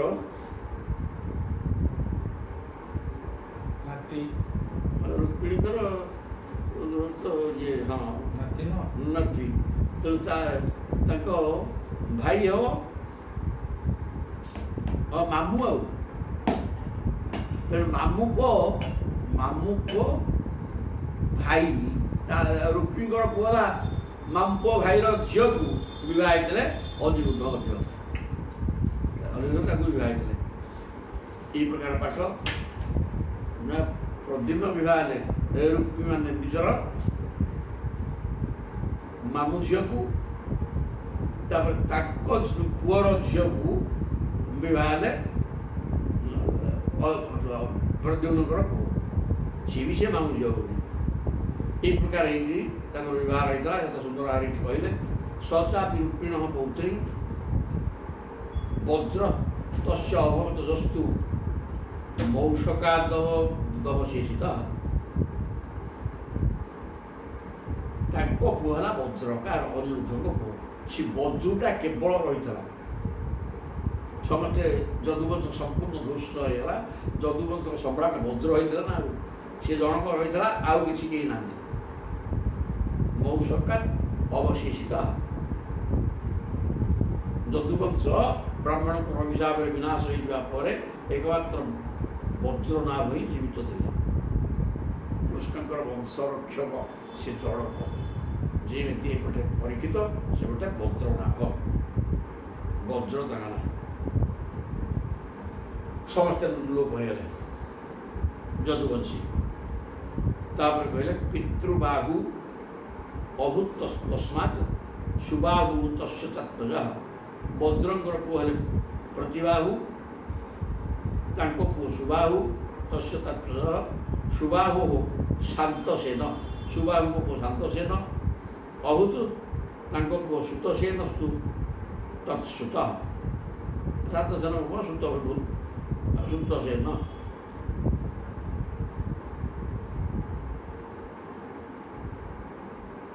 ଶାନ୍ତସେନ ଅଭୂତ ଶାନ୍ତସେନ ପୁଅ ଥିଲେ ଅଭୂତ ଶତସେନ ନ ହି ଏତସ୍ମିନ୍ କୂଳେ ଜାତା ଅଧନା ଅବହୁ ପ୍ରଜା ଅଳ୍ପାୟୁଷଃ ଅଳ୍ପବୀର୍ଯ୍ୟାଶ୍ଚ ଅବ୍ରମଣ୍ୟାଶ୍ଚ ଯଜ୍ଞିରେ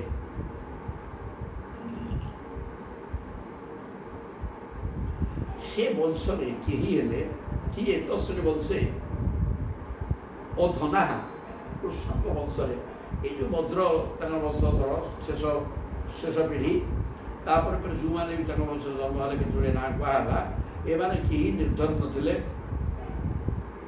କେହି ବହୁ ପ୍ରଜା ନଥିଲେ ଅଳ୍ପ ସନ୍ତାନ ସନ୍ତତି କାହାର ଆୟୁଷ ଅଳ୍ପ ନଥିଲା ଅଳ୍ପ ଆୟୁଷ ଅଳ୍ପ ବୀର୍ଯ୍ୟ ସାମାନ୍ୟ ଦୁର୍ବଳିଆ ଶକ୍ତି ନଥିବା ନା ସମସ୍ତଙ୍କର ପରାକ୍ରମ ଥିଲା ଏବଂ ସମସ୍ତେ ବ୍ରାହ୍ମଣ ଭକ୍ତ ଥିଲେ ଅବ୍ରାହ୍ମଣ୍ୟାଶ୍ଚ ଯଜ୍ଞରେ ବ୍ରାହ୍ମଣ ଭକ୍ତ ବ୍ରାହ୍ମଣକୁ ଦେବତା ଭଳିଆ ମାନିବା ଏ ପ୍ରକାର ଭାବନା ଧନହୀନ ନଥିଲେ ବହୁ ପ୍ରଜା ନଥିଲେ ଅଳ୍ପ ଆୟୁଷ ନଥିଲେ କି ଅଳ୍ପ ପରାକ୍ରମ ବ୍ରାହ୍ମଣ ଭକ୍ତ ନୁହେଁ, ଏ ପ୍ରକାର କେହି ନଥିଲେ ତାଙ୍କ ବଂଶରେ।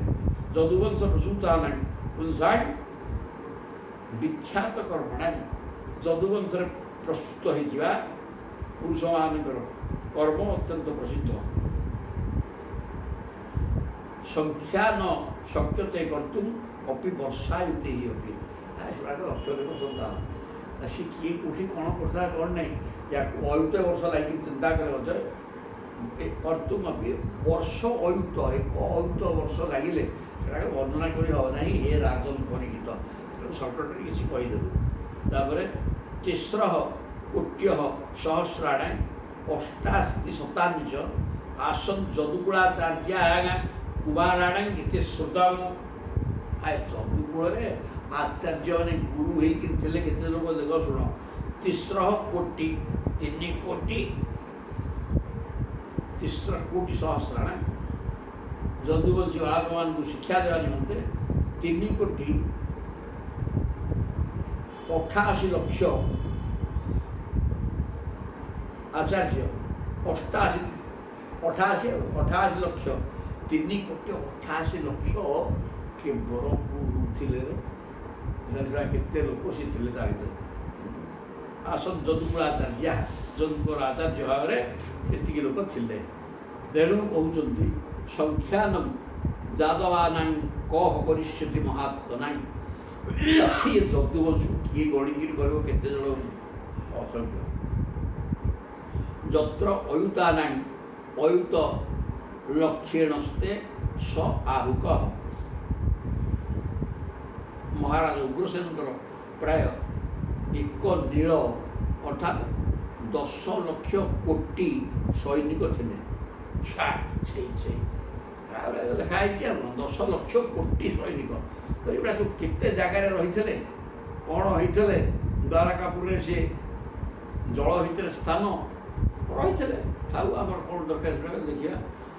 ତାଙ୍କର 10 ଲକ୍ଷ କୋଟି ସୈନ୍ୟ ଖାଇଥିଲେ। ଛାଡ଼, ଦେବାସୁରା ହବହତା ଦୈତ୍ୟା ଯେ ସୁଦାରୁଣା ते चोत्पन्ना मनुष्येषु प्रजा द्रुप्ता बबाधिरेंगे।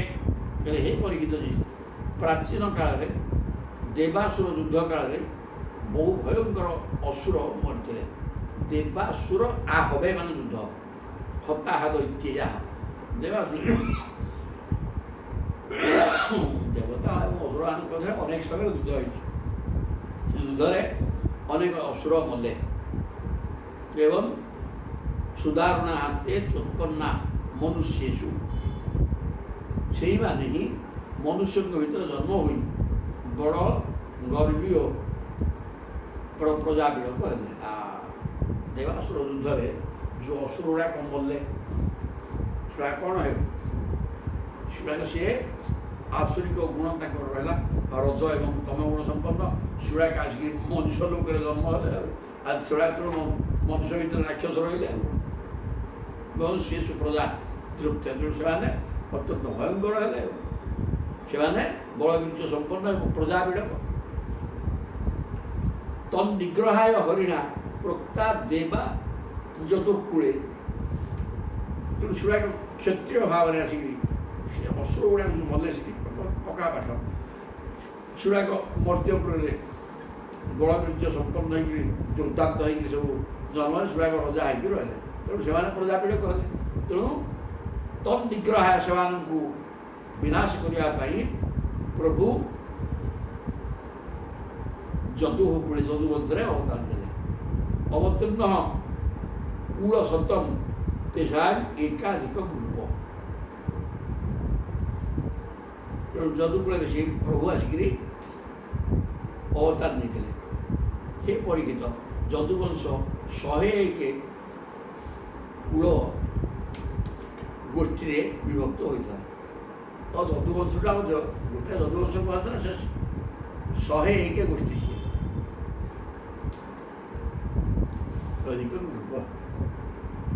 तेषा प्रमाण भगवान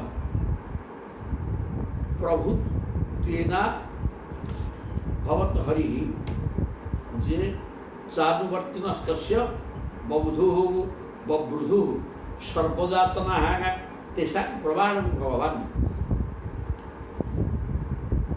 କହୁଛନ୍ତି ସେମାନେ ସମସ୍ତେ ଶ୍ରୀକୃଷ୍ଣଙ୍କୁ ବି ନିଜର ସ୍ୱାମୀ ବା ମୁଖ୍ୟ 100 ବଂଶ ତା ଭିତରେ ହଉ ଯାହା ହଉ ସମସ୍ତେ କିନ୍ତୁ ଭଗବାନଙ୍କୁ ପ୍ରଭୁ ବୋଲି ମାନୁଥିଲେ ତେଷାଂ ପ୍ରମାଣ ଭଗବାନ ପ୍ରଭୁତ୍ୱେନ ଅଭବତ ହରି ସେମାନେ ସମସ୍ତେ ଭଗବାନ କୃଷ୍ଣଙ୍କୁ ହିଁ ତାଙ୍କର ମୁଖ୍ୟ ଭାବରେ ମାନୁଥିଲେ ଯେ ଚାନୁବର୍ତ୍ତିନଃ ତସ୍ୟ ବବୃଧୁଃ ସର୍ବଯାଦବା ଶ୍ରୀକୃଷ୍ଣଙ୍କର ଆଦର୍ଶରେ ସମସ୍ତେ ଚାଲୁଥିଲେ ଏବଂ ତାଙ୍କୁ ହିଁ ନିଜର ବଂଶର ମୁଖ୍ୟ ହିସାବରେ ସମ୍ମାନ ଦେଉଥିଲେ ଏହି ପ୍ରକାର ଚାଲିଲା ସର୍ବଯାଦବ ଯସ୍ୟାସନ୍ ନଟ ନାଳାପ କ୍ରୀଡ଼ା ସ୍ନାନାଦି କର୍ମସୁ ନ ବିଦୁଃ ସନ୍ତମାପ୍ତାନଂ ବୃଷ୍ଣୟଃ କୃଷ୍ଣଚିତ୍ରାଃ କହିଲେ ଯଦୁବଂଶୀମାନଙ୍କର ଚିତ୍ତ ଭଗବାନଙ୍କ ଠାରେ ଏପରି ଭାବରେ ଲାଗିଯାଇଥିଲା ଯେ ସେମାନେ ଶୋଇବା ବସିବା ଚାଲିବା ବୁଲିବା ଗପ କରିବା ଯାହା କରୁଥିଲେ କର୍ମ ସଦାବେଳେ କୃଷ୍ଣ ଚିନ୍ତାରେ ଥିଲେ ଗାଧୋଉଛନ୍ତି ନିଜ ଶରୀର କଥା ଭୁଲି ଯାଇ କୃଷ୍ଣଗତ ମାନସ ସମସ୍ତଙ୍କର ଥିଲା କୃଷ୍ଣଙ୍କୁ ସମସ୍ତେ ମୁଖ୍ୟ ବୋଲି ଚିନ୍ତା କରୁଥିଲେ ଏବଂ ସଦାସର୍ବଦା କ'ଣ ଶଯ୍ୟା ଶୋଇଲା ସମୟରେ ଭୋଜନ କଲା ଅସମ ମାନେ ଭୋଜନ ଅଟନ ମାନେ ପର୍ଯ୍ୟଟନ ବୁଲିବା ଏଇସବୁ ଅଟନ ଆଳାପ କଥାବାର୍ତ୍ତା ହେଉଛନ୍ତି ସେ କୃଷ୍ଣ କଥା ଖେଳିବା ସମୟରେ ସବୁ କୃଷ୍ଣ କଥା ସ୍ନାନ କରିବା ସମୟରେ ସଦାସର୍ବଦା କୃଷ୍ଣ ଚିନ୍ତନ ମନ ଥିଲା ସମସ୍ତେ କୃଷ୍ଣମୟ ହେଇକି ରହିଥିଲେ ନ ବିଦୁ ସନ୍ତମାତ୍ମାନ ନିଜ ଶରୀର ସ୍ଥିତି ବି ସେମାନେ ଜାଣିପାରୁନଥିଲେ ଏହି ପ୍ରକାର କୃଷ୍ଣ ଚେତସଃ ବୃଶ୍ରୟ ଯଦୁବଂଶୀମାନେ କୃଷ୍ଣ ଚିତ୍ତ ହେଇକି ରହିଥିଲେ ତୀର୍ଥମ୍ ଚକ୍ରେ ନୃପୂର୍ଣ୍ଣମ୍ ଯଦୁଷୂ ସ୍ୱସରିତ ପାଦ ଶୌଚମ୍ ବିଦ୍ବତ୍ ସ୍ନିଗ୍ଧା ସ୍ୱରୂପମ୍ ଯଜୁରଜିତ ପରା ଶ୍ରୀ ଯଦର୍ଥେନ ଯନ୍ନାମା ମଙ୍ଗଳଘ୍ନମ୍ ଶ୍ରୁତମଥ ଗଦିତମ୍ ଯତ୍କୃତୁ ଗୋତ୍ରଧର୍ମଃ କୃଷ୍ଣ ଶୈତଚିତ୍ରಂ କ୍ଷିତିଭର ହରଣମ୍ कालचक्रायुधस्य चमत्कार सुंदर ये चमत्कार सुन लो ये तीर्थम चक्रे नृपूर्णम जदजनि जदुषु स्व सरित पाद शौचम तीर्थम चक्रे नृपूर्णम जदजनि जदुषु जदु कूଳରେ ଏହି ପରିହିତ ଯେ ଭଗବାନଙ୍କର ଚରଣ ଧୋଇ ପ୍ରବାହିତ ହେଉଥିବା ଗଙ୍ଗା ହେଉଛି ସମସ୍ତ ତୀର୍ଥମାନଙ୍କ ମଧ୍ୟରେ ମହାନ ପବିତ୍ର ସ୍ୱସରିତ ପାଦ ଶୌଚମ୍ ସ୍ୱର୍ଣ୍ଣଦୀ ସ୍ୱର୍ଣ୍ଣଦୀ ସୁରଜ ରେଖିକା ଗଙ୍ଗା ସ୍ୱର୍ଗରେ ଥିଲେ ମର୍ତ୍ତ୍ୟଲୋକକୁ ଆଣିଲେ କିଏ ସେ ଆମର ସଗରଙ୍କର ପୁତ୍ର ଯେଉଁ 60,000 କପିଳଙ୍କର ଆଶ୍ରମକୁ ଯାଇକି ସଗର ଯଜ୍ଞ କରୁଥିଲେ ଘୋଡ଼ା ବାନ୍ଧିଦେଲେ ଇନ୍ଦ୍ର ନେଇକି ସେଠି ତାଙ୍କୁ ଆକ୍ରମଣ କଲେ ସେ ଦଳିଗଲେ ସେଠି ତାପରେ ତାଙ୍କୁ ଭଗୀରଥ ଗଙ୍ଗାଙ୍କୁ ଆଣିଲେ ତାଙ୍କରି ବଂଶର ସ୍ୱର୍ଗକୁ ସେ ତଳକୁ ଖସିଲେ ଏବଂ ତେଣୁ ସ୍ୱର୍ଗରେ ଭଗବାନଙ୍କର ପାଦ ଧୌତ ଜଳ ହେଉଛନ୍ତି ଗଙ୍ଗା ପାଦ ଶୌଚମ୍ ପାଦ ଧୌତ ଜଳ ଗଙ୍ଗା ଏବଂ ତାହା ସବୁଠାରୁ ପବିତ୍ର ତୀର୍ଥ ସେଇ ପ୍ରଭୁ ଯଦୁକୂଳରେ ଅବତାର ନେଇଥିଲେ ବିଦ୍ୟୁତ୍ ସ୍ନିଗ୍ଧା ସ୍ୱରୂପମ୍ ଯଜୁଃ ଅଜିତ ପରା ଶ୍ରୀ ଯଦର୍ଥେ ଅନ୍ୟଯତ୍ର ପରମ ତୀର୍ଥ ରୂପେ ସ୍ୱୟଂ ଯଦୁବଂଶରେ ତାଙ୍କ ପାଦ ଧୌତ ଜଳ ହେଇଯାଉଛି ଆଉ ଗଙ୍ଗା ଆଉ ତୀର୍ଥ ଆଉ ଶ୍ରୀକୃଷ୍ଣଙ୍କର ସୁଯୋଗ ତୀର୍ଥର ମହିମା ତୁଳନାରେ ଆପେ ଆପେ ନିମ୍ନ ହୋଇଗଲା ସୁଯଶ ଭଗବାନଙ୍କର ସେ ଯେଉଁ ଯଶ ସେ ଯଶ ତୁଳନାରେ ଗଙ୍ଗାଙ୍କର ମହିମା ମଧ୍ୟ ତୁଚ୍ଛ ହୋଇଗଲା। ତାମାନେ ଗଙ୍ଗା ଯେତିକି ପବିତ୍ର, ପ୍ରଭୁଙ୍କର ଯଶ ଏଇ ଯେଉଁ ଭାଗବତ ଗୀତା ମାଧ୍ୟମରେ ତାଙ୍କର ଜ୍ଞାନ ବର୍ଣ୍ଣନା କରାଯାଇଛି, ତାହା ଗଙ୍ଗାଠାରୁ ଆହୁରି ପବିତ୍ର ହେଲା।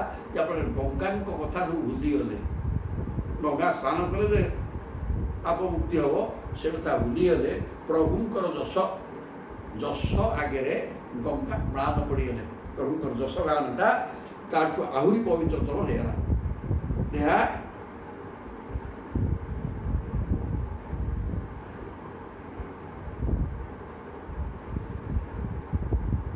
ସ୍ୱରୂପ ଯଜୁ ଅଜିତ ପରା ଶ୍ରୀ ଯଦର୍ଥେ ବିଦ୍ୟୁତ୍ ସ୍ନିଗ୍ଧା। ଯେଉଁମାନେ ତାଙ୍କୁ ଶତ୍ରୁ ଭାବରେ ଚିନ୍ତା କରୁଥିଲେ ଏବଂ ଯେଉଁମାନେ ମିତ୍ର ଭାବରେ ଚିନ୍ତା କରୁଥିଲେ, ଉଭୟ ମୁକ୍ତି ହେଇଯାଉଥିଲେ। ଏଇଟା ତେଣୁ ତାଙ୍କର ଯଶ ଚାରିଆଡ଼େ ବିସ୍ତୃତ ହେଇଥିଲା, ମାନେ ପ୍ରଖ୍ୟାତ ହେଇଥିଲା। ଆଉ ସେ ଗଙ୍ଗାଙ୍କର ଯଶ ମଧ୍ୟ ତା ଦେହରେ ମାଳନ ପଡ଼ିଯାଇଥିଲା। କାରଣ ଇଏ ପ୍ରଭୁଙ୍କର ଶତ୍ରୁ ଭାବରେ ଚିନ୍ତନ କରୁଥିବା ଲୋକ ଯାହା ଯୁବତୀକି ପାଉଥିଲା, ମିତ୍ର ଭାବରେ ପ୍ରଭୁଙ୍କୁ ପ୍ରଭୁଙ୍କ ଭକ୍ତ ସେଇ ସ୍ୱରୂପକୁ ପ୍ରାପ୍ତ ହେଇଯାଉଥିଲା। ଯଦ୍ନାମ ଅମଙ୍ଗଳ ଘ୍ନମ୍ ଶ୍ରୁତମଥ ଗଦିତମ୍ ଯତ୍କୃତୁ ଗୋତ୍ର ଧର୍ମ। ଯେଉଁ ଲକ୍ଷ୍ମୀକୁ ପାଇବା ନିମନ୍ତେ ବଡ଼ ବଡ଼ ଦେବତା ମଧ୍ୟ ଯତ୍ନ କରନ୍ତି, ସେଇ ଲକ୍ଷ୍ମୀ ଭଗବାନଙ୍କ ସେବାରେ ନିତ୍ୟ ନିମନ୍ତେ ଲାଗିଥାନ୍ତି। ଶ୍ରୀ ଯଦର୍ଥେ ଅନ୍ୟ ଯତ୍ନ। ଲକ୍ଷ୍ମୀ ଅନ୍ୟ କୌଣସି କାର୍ଯ୍ୟ ଯତ୍ନ ସହକାର ନ କରି ଭଗବାନଙ୍କୁ ପଦସେବା ଅନୁଭୂତ କରୁଛନ୍ତି। କାହିଁକିନା ଯେତେ ସଦ୍ଗୁଣ ଯଶସ୍ୱୀ ହେଉଛନ୍ତି ପ୍ରଭୁ, ସଦ୍ଗୁଣର ଆଧାର। ତେଣୁକରି ଲକ୍ଷ୍ମୀ ହେଲେ ଗୁଣର ସେବିକା, ତେଣୁ ଭଗବାନଙ୍କୁ ସେବା କରୁଛନ୍ତି।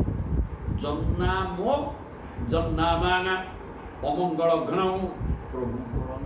ପ୍ରଭୁଙ୍କର ହେଲେ ମଙ୍ଗଳମୟ, ତାଙ୍କ ନାଁ ଉଚ୍ଚାରଣ କଲେ ମଙ୍ଗଳ ହିଁ ମଙ୍ଗଳ ହେବ।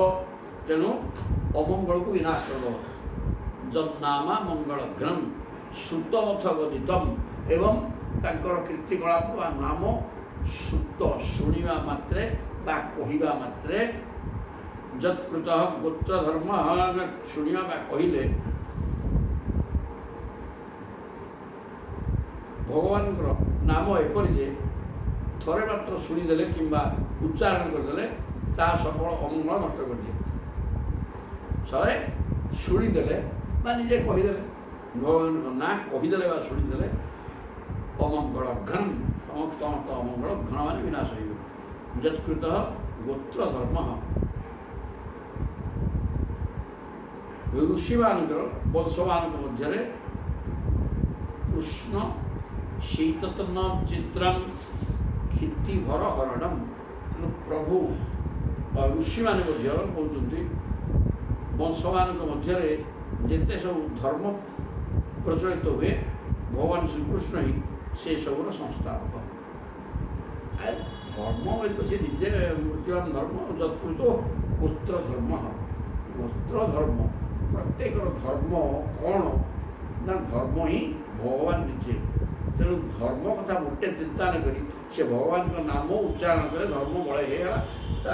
ସିଏ ଯାହା କହିଛନ୍ତି, ଯେଉଁ ଆଚରଣ କରିକି ଯାଇଛନ୍ତି, ତାହା ହିଁ ଧର୍ମ କର୍ମ। ତା ଦେହରେ ଧର୍ମ ଅଛି, ତା ଭିନ୍ନ ଆଉ ସବୁ ହେଲା ଅଧର୍ମ। ମିଛ କହିବା ତ ଅଧର୍ମ, ମିଛ ହେଉଛି ଅଧର୍ମର ପତ୍ନୀ। ତା ଦେହରୁ କ୍ରୋଧ କାମ ସବୁ ସେଥିରୁ ବାହାରିଲା।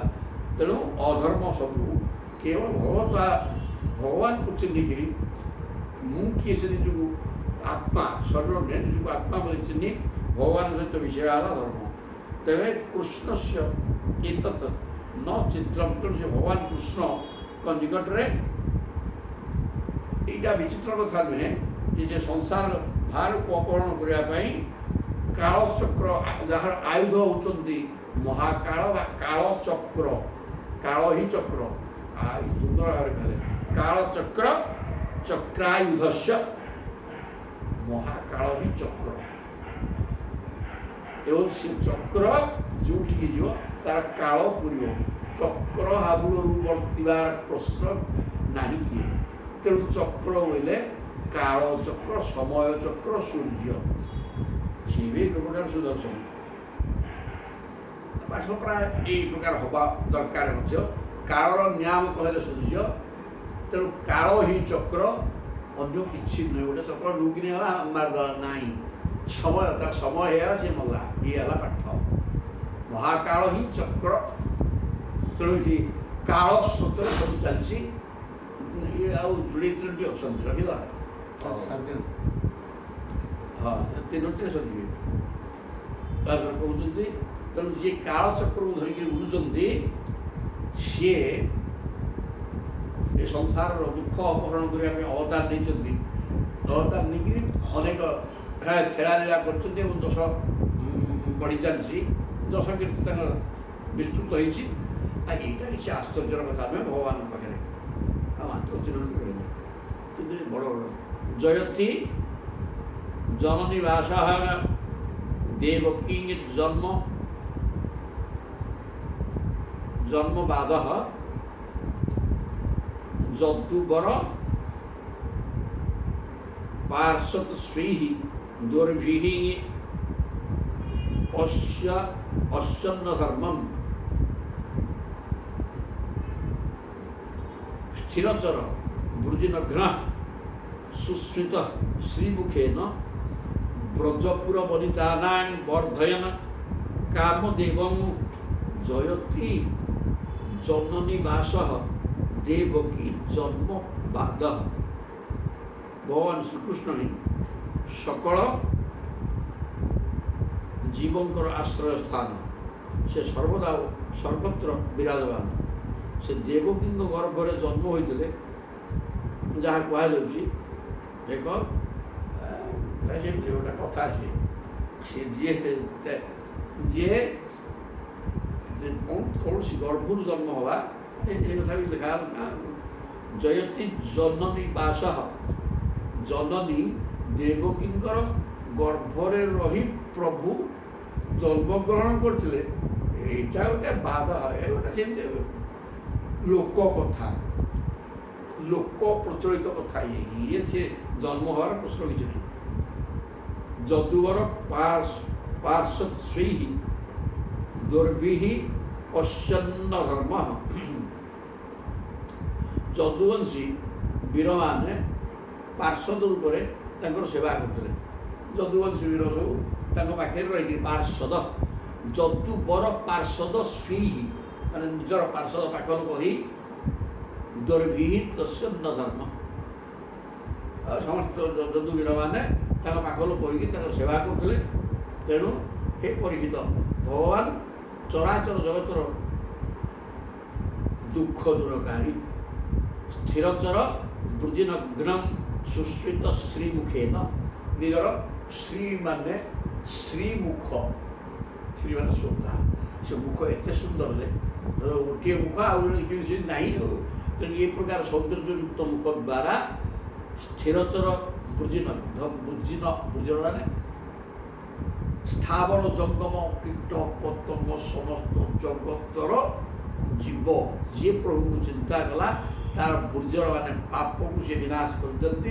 सुंदर मुख लक्ष्मी जो सौंदर्य परिपूर्ण हो मुखर स्मितहास हसी समस्त दुख को हटे देवार क्षमता प्रभु करता। ब्रजपुर वनितानां वर्धयन कामदेवं एवं से सुंदर मुखरे बाक्य चाणी करी ब्रजभाषी युवती मानकर ब्रजवधू मानकर काम भाव को जे बढ़े सब ब्रजांगण मैंने स्वामी भाव पाइबा इच्छा करते प्रभु। आपको देवकी गर्भ से बास कर जन्म हेले एक कथा गोटे लोकवाद लोक कथा किसी लोक कथा किसी महत्व न थाए। सी एमती कहला मुझे शुणी यही तो या लोक कथा ये गोटे कहला तो आगे तेणु लोक कथार किसी महत्व न थाए। तेणु सी लोक कथा ये शास्त्र सिद्धांत नुहे जन्म हमार प्रश्न नहीं। एवं जार जदुवंशी माने पार्षद हो सेवा थे स्थावर जंगम प्रत्येक नाम उच्चारण कले पाप ध्वंस हो जाता। ପ୍ରଭୁ ନିଜର ସୁନ୍ଦର ମୁଖ ଏବଂ ବାଙ୍କ ଚାହାଣିରେ ଗୋପାଙ୍ଗନାମାନଙ୍କୁ କାମ ଭାବକୁ ଗୋପାଙ୍ଗନାମାନଙ୍କର କାମ ଭାବକୁ ବର୍ଦ୍ଧିତ କରିଥିଲେ। ଏତିକି ଏହି ଶ୍ଲୋକ ଶେଷ। ଇଥମ୍ ପରସ୍ୟ ନିଜବର୍ତ୍ତ ନିରକ୍ଷୟାତ୍ତ ଲୀଳା ତନୁ ତଦନୁରୂପ ବିଡ଼ମ୍ବନାନି କର୍ମାଣି କର୍ମକଷଣାନି ଯଦୁତ୍ତମସ୍ୟ ଶ୍ରୁୟାତ୍ ଅମୁଷ୍ୟ ପଦୟୋଃ ଅନୁବୃତ୍ତି ମିଚ୍ଛଙ୍ଗନା ଶ୍ରୁୟାତ୍ ଅମୁଷ୍ୟ ପଦୟୋଃ ଅନୁବୃତ୍ତି ମିଚ୍ଛନ୍। କହିଲେ ହେ ପରୀକ୍ଷିତଜୀ, ଇଥମ୍ ପ୍ରକୃତିର ଅତୀତ ପରମାତ୍ମା ନିଜ ଦ୍ୱାରା ସ୍ଥାପିତ ଧର୍ମ ମର୍ଯ୍ୟାଦାର ରକ୍ଷା ନିମନ୍ତେ ଦିବ୍ୟ ଲାବଣ୍ୟମୟ ରୂପକୁ ଧାରଣ କଲେ ଏବଂ ତାରି ଅନୁରୂପ ବହୁ ଅଦ୍ଭୁତ କର୍ମ ବି କଲେ। ଇଥମ୍ ପରସ୍ୟ ନିଜ ବର୍ତ୍ମ ନିରକ୍ଷୟା। ସୁନ୍ଦର କଥା କହିଲେ। ନିଜ ବର୍ତ୍ମ, ନିଜେ ସଂସାରରେ କେମିତି ଚଳିବ ସେ ମାର୍ଗକୁ ନିଜେ ତିଆରି କରିଛନ୍ତି। ବେଦ, ବେଦ କ'ଣ କି? ବେଦ ପ୍ରଭୁଙ୍କର ଶରୀର। ତେଣୁ ବେଦଟା ହିଁ ବ୍ରହ୍ମାଙ୍କ ମୁଖ ନିଃସୃତ ଏବଂ ବାଟ ଏ ସଂସାରରେ କେମିତି ଚଳିବ ସେ ବାଟ ବେଦରେ ଲେଖା ହେଇଛି ଏବଂ ପ୍ରଭୁ ତାହା କରେଇଛନ୍ତି। ନିଜ ବର୍ତ୍ତମ ନିରକ୍ଷୟା, ନିଜ ମାର୍ଗର ରକ୍ଷା ନିମିତ୍ତ, ମାନେ ଧର୍ମ ମାର୍ଗର ସୁରକ୍ଷିତ, ଧର୍ମ ମାର୍ଗ କିନ୍ତୁ ସୁରକ୍ଷିତ ହେବ। କ'ଣ କହିଲେ? ଧର୍ମ ସଂସ୍ଥାପନାର୍ଥାୟ ସମ୍ଭବାମି ଯୁଗେ ଯୁଗେ। ଯେଉଁ ଧର୍ମ ରକ୍ଷା ହିଁ ଏକମାତ୍ର ଦାୟିତ୍ୱ ପ୍ରଭୁଙ୍କର। ଧର୍ମ ହିଁ ହେଉଛନ୍ତି ନିଜ ପ୍ରଭୁଙ୍କର ମାର୍ଗ ହିଁ ଧର୍ମ ମାର୍ଗ। ଧର୍ମ ମାର୍ଗର ସ୍ରଷ୍ଟା ପ୍ରଭୁ, ସିଏ ହିଁ ନିଜେ ଧର୍ମ। ତେଣୁ ଧର୍ମର ସୁରକ୍ଷା ପାଇଁ ପ୍ରଭୁ ବାଧ୍ୟ ହୋଇକି ଅବତାର ନିଅନ୍ତି। ଲୀଳା ତନୋଃ, ଖେଳିଲା ଭଳିଆ ତନୁ ମାନେ ଶରୀର ଧରନ୍ତି। ଲୀଳା ତନୋଃ ତଦନୁରୂପ ବିଡ଼ମ୍ବନା, ଗୋଟେ ଶରୀର ନେଇଯାନ୍ତି ଆଉ କ'ଣ ହେଲା। କାରଣ କେବଳ ଧର୍ମ ମାର୍ଗ ଯେତେବେଳେ ନଷ୍ଟଭ୍ରଷ୍ଟ ହେଇଯାଏ, ଲୋକ ବିଧର୍ମୀ ହେଇଯାଆନ୍ତି, ଗୋଟେ କପଟ ଚନ୍ଦନ ମାୟା ମିଛ, ଖାଲି ତ ମିଛ ପରିପୂର୍ଣ୍ଣ ହେଇକି ଓ କ'ଣ ନହେଲା ପରିପୂର୍ଣ୍ଣ ହେଇକି ରହିଛି, ସବୁ ନାହିଁ ଆଉ କିଛି। ତେଣୁ ଏଇ ପ୍ରକାର ଅବସ୍ଥା ସୃଷ୍ଟି ହେଲେ ବାଧ୍ୟ ହୋଇକି ପ୍ରଭୁ ଅବତାର ନେଇ ଏସବୁକୁ ହଟେଇ ଦେଇକି ପୁଣି ଧର୍ମ ସ୍ଥାପନ କରନ୍ତି। ଗୋଟେ ହେଲା ମିଛ ମାୟା ସଂସାର ପାଠ, ତା ଉର୍ଦ୍ଧ୍ୱରେ ହେଲା ଭଗବତ କଥା। ଯଦି ଭଗବତ କଥା ଜିରୋ ହେଇଗଲା, ଅଧର୍ମ ସମ୍ପୂର୍ଣ୍ଣ ବଢ଼ିଗଲା। ତେଣୁ ପ୍ରଭୁ ଆଉ ସେ ରହିପାରିବେନି, ସେ ଆସିବେ ତଳକୁ ଅବତାର ନେଇକି ଆସିକି ସବୁ ଶେଷ କରନ୍ତି। ଆଉ ଯେଉଁ ସେ ଆସିଲା ମାନେ କର୍ମାଣି କର୍ମକଷଣାନି ଯଦୁତ୍ତମସ୍ୟ। ଏବଂ ନିଜେ ଆମେ ଦେଖୁଛେ ରାକେଶବଦ୍ଧ ଇଏ ଅନେକ କଠିନ ପରିଶ୍ରମ, ସେଟା ଆମ ପାଇଁ। ପ୍ରଭୁ କ'ଣ କଠିନ କିଛି, ତାଙ୍କ ପାଖରେ କିଛି କଠିନ ନାହିଁ। ତେବେ ସେ ଅବତାର ନେଇକି ଅନେକ କଠୋର ସିଦ୍ଧାନ୍ତ ନେଇଛନ୍ତି। ଅନେକ ଦୁର୍ଦାନ୍ତ ରାକ୍ଷସକୁ ବିନାଶ କରି ଦେବତାମାନଙ୍କୁ ଭୟଭୀତ କରୁଥାନ୍ତି। ବିନାଶ ହେଲା ପରେ ସେମାନେ ମଧ୍ୟ ଦୁର୍ଦୈବ ଦେଇକରି ପୁଷ୍ପବୃଷ୍ଟି କରନ୍ତି। ଏ ପ୍ରକାର ସବୁ କରିକିରି ଯଦୁକୂଳର ଉତ୍ତମ ମାନେ ସର୍ବଶ୍ରେଷ୍ଠ ପ୍ରଭୁ ଅବତାର ନେଇ ଧର୍ମ ନିଜର ମାର୍ଗକୁ ରକ୍ଷା କରିବା ପାଇଁ ଅବତାର ନେଇଛନ୍ତି। ଧର୍ମ ମାର୍ଗଟା ତାଙ୍କର ନିଜର ମାର୍ଗ, ନିଜ ଦ୍ୱାରା ପ୍ରସ୍ତୁତ ମାର୍ଗ ହେଲା ଧର୍ମ ମାର୍ଗ। ଧର୍ମରେ ବ୍ୟାଘାତ ଆସିଲେ ପ୍ରଭୁ ଅବତାର ନେଇକରି ବିଭିନ୍ନ ପ୍ରକାର କର୍ମ କରନ୍ତି। ଆଉ ଯେଉଁ କର୍ମ ଆମ ପାଇଁ ସିନା ଅଦ୍ଭୁତ, ତାଙ୍କ ପାଇଁ ସେଟା କିଛି ନୁହଁ। ଶ୍ରୁୟାତ୍ ଅମୁଷ୍ୟ ପଦୟୋଃ ଅନୁବୃତ୍ତି ମିଚ୍ଛନ୍। ଯେଉଁମାନେ ଯଦୁପତି ଶ୍ରୀକୃଷ୍ଣଙ୍କର ଚରଣ କମଳ ସେବାଧିକାର ପାଇବାକୁ ଚାହାନ୍ତି, ସେମାନେ ତାଙ୍କର ଲୀଳା ହିଁ ଶ୍ରବଣ କରିବା ଦରକାର। ଭାଗବତ ସଦାସର୍ବଦା କହୁଛନ୍ତି ଶ୍ରବଣଟା ଭକ୍ତିର 1 ନମ୍ବରରେ। ତେଣୁ କେବଳ ଶୁଣିଲେ ଭଗବାନ ପ୍ରତି ପ୍ରେମ ଆସିବ। ଶ୍ରୁୟାତ୍ ଅମୁଷ୍ୟ ପଦୟୋଃ, ଏଇ ଭଗବାନଙ୍କର ପାଦପଦ୍ମ ସମ୍ପର୍କରେ ଅନୁବୃତ୍ତି, ପାଦପଦ୍ମକୁ ଅନୁବର୍ତ୍ତନ, ପାଦପଦ୍ମକୁ ଆଶ୍ରୟ କରିବାକୁ ଯଦି ଯଦି ଚାହୁଁଛୁ ରେ ମୂଢ଼ ମାନବ, ଯଦି ଭଗବାନଙ୍କ ଚରଣାରବିନ୍ଦକୁ ଆଶ୍ରୟ କରିବାର ତୋର ଇଚ୍ଛା, ତାହେଲେ ଶ୍ରୁୟାତ୍, ଶୁଣୁ ଏ ଭାଗବତ କଥାକୁ ଶୁଣୁ। କେବଳ ଶୁଣିଲେ, ଶ୍ରବଣ ଦ୍ୱାରା ମନ ଯେଉଁ ସଂସାରମୟ ହେଇକି ଅଛି, କ୍ରମେ କ୍ରମେ ସଂସାର ହଟିବ, ପ୍ରଭୁଙ୍କ ଚରଣାରବିନ୍ଦକୁ ମନ ଆକର୍ଷିତ ହେବ। ତେଣୁ ଖାଲି ଶୁଣୁ, କିଛି ଆଉ ଦରକାର ନାହିଁ। ଜୟ ଜଗନ୍ନାଥ। ମର୍ତ୍ୟ ତୟାନୁ ଶବବେଧିତୟା ମୁକୁନ୍ଦ ଶ୍ରୀମତ୍ କଥା ଶ୍ରବଣ କୀର୍ତ୍ତନ ଚିନ୍ତୟି ଚିନ୍ତୟା ଇତି ତଦ୍ଧାମ ଦୁସ୍ତର କୃତାନ୍ତକ ବାପ ବର୍ଗಂ ଗ୍ରାମାତ୍ ବନଂ କ୍ଷିତିଭୁଜୋପି ଯଜୁଃ ଯଦର୍ଥାଃ। ସୁନ୍ଦର କଥା କହିଲେ ମର୍ତ୍ୟ ତୟାନୁସବ ମେଧିତୟା ମୁକୁନ୍ଦ। ହେ ପରିଚିତ ମନୁଷ୍ୟ ଭଗବାନ ଶ୍ରୀକୃଷ୍ଣଙ୍କର ମନୋହାରିଣୀ ଲୀଳା କଥା ଅଧିକରୁ ଅଧିକ ଶ୍ରବଣ କୀର୍ତ୍ତନ କଲେ ମର୍ତ୍ୟ ତୟା ଅନୁସବଂ ଏଧିତୟା ମୁକୁନ୍ଦ ଶ୍ରୀମତ କଥା ଶ୍ରବଣ କୀର୍ତ୍ତନ ଚିନ୍ତୟା ଇତି। ଭଗବାନ ମୁକୁନ୍ଦଙ୍କର ବା ଶ୍ରୀକୃଷ୍ଣଙ୍କର କଥା ଶୁଣିବ, କୀର୍ତ୍ତନ କରିବ, ଚିନ୍ତନ କରିବ। କ'ଣ ହେଲା? ଶ୍ରବଣ ନବଦା ହଉଛି ଏକ ନମ୍ବରରେ ଶ୍ରବଣ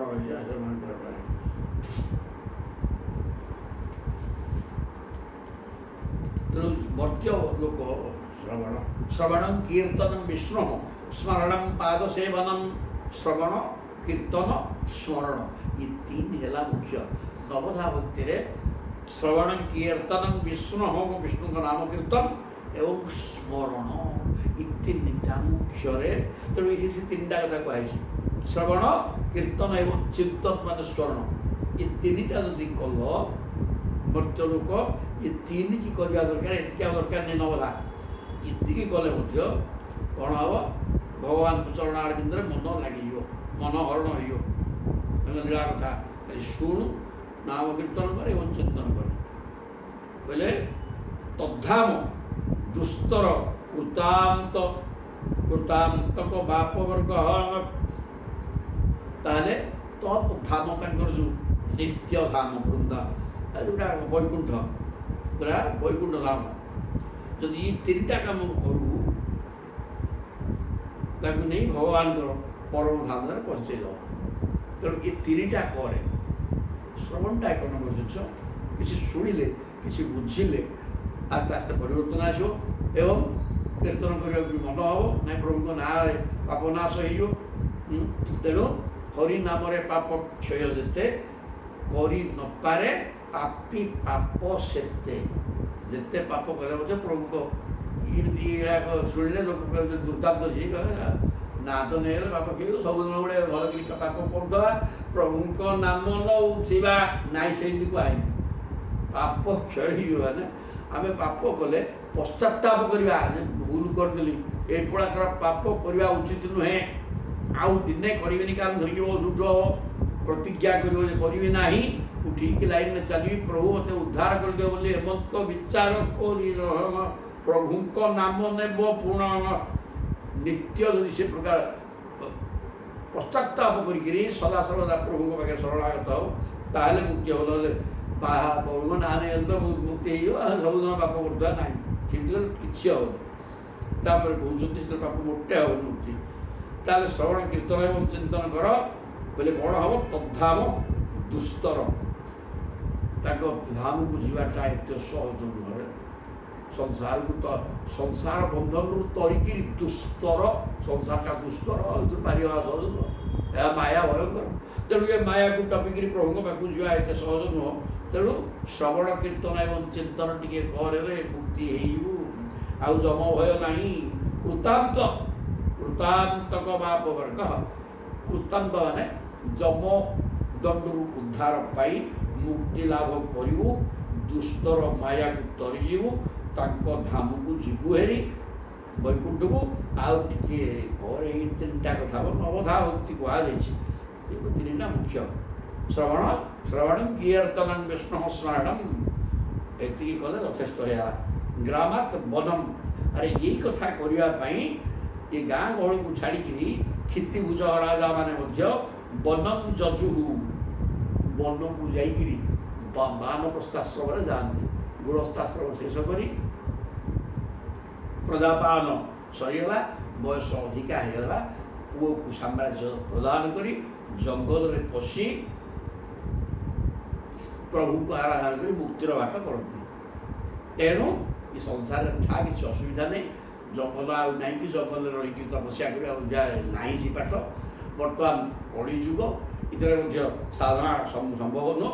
ତେଣୁ ଏଥିରେ ରହ, ପ୍ରଭୁଙ୍କ କଥା ଶୁଣିବାକୁ କିଛି ସମୟ ଦେ, ଏବଂ ନାମ କୀର୍ତ୍ତନ କର, ପ୍ରଭୁଙ୍କୁ ସ୍ମରଣ କରୁଥା ବୋଇଲେ ତାଙ୍କ ଧାମ ପାଇଯିବୁ, ଦୁସ୍ତର ମାୟାରୁ ତରିଯିବୁ, ଯମ ଭୟ ରହିବନି, ମୁକ୍ତି ହିଁ ମୁକ୍ତି ମିଳିଯିବ। ଜୟ ଜଗନ୍ନାଥ। ଏତିକିରେ ପାଠ ଶେଷ ହେଲେ ଦଶମ ସ୍କନ୍ଧ ସରିଲା, ଆନନ୍ଦେର ବିଷୟ। ଏଠି ଶ୍ରୀମଦ୍ ଭାଗବତ ମହାପୁରାଣେ 82 ଅଷ୍ଟାଦଶ ସହସ୍ରାଂ ପାରମହଂସ୍ୟାଂ ସହିତାୟାଂ ଦଶମ ସ୍କନ୍ଧେ ଉତ୍ତରାର୍ଦ୍ଧେ ଶ୍ରୀକୃଷ୍ଣ ଚରିତାनुवर्णनଙ୍କ ନାମ 90ତମ ଅଧ୍ୟାୟ। ଜୟ ଜଗନ୍ନାଥ। ଏକାଦଶ ଆସିବ, କିନ୍ତୁ ଭଗବାନଙ୍କ ପାଠ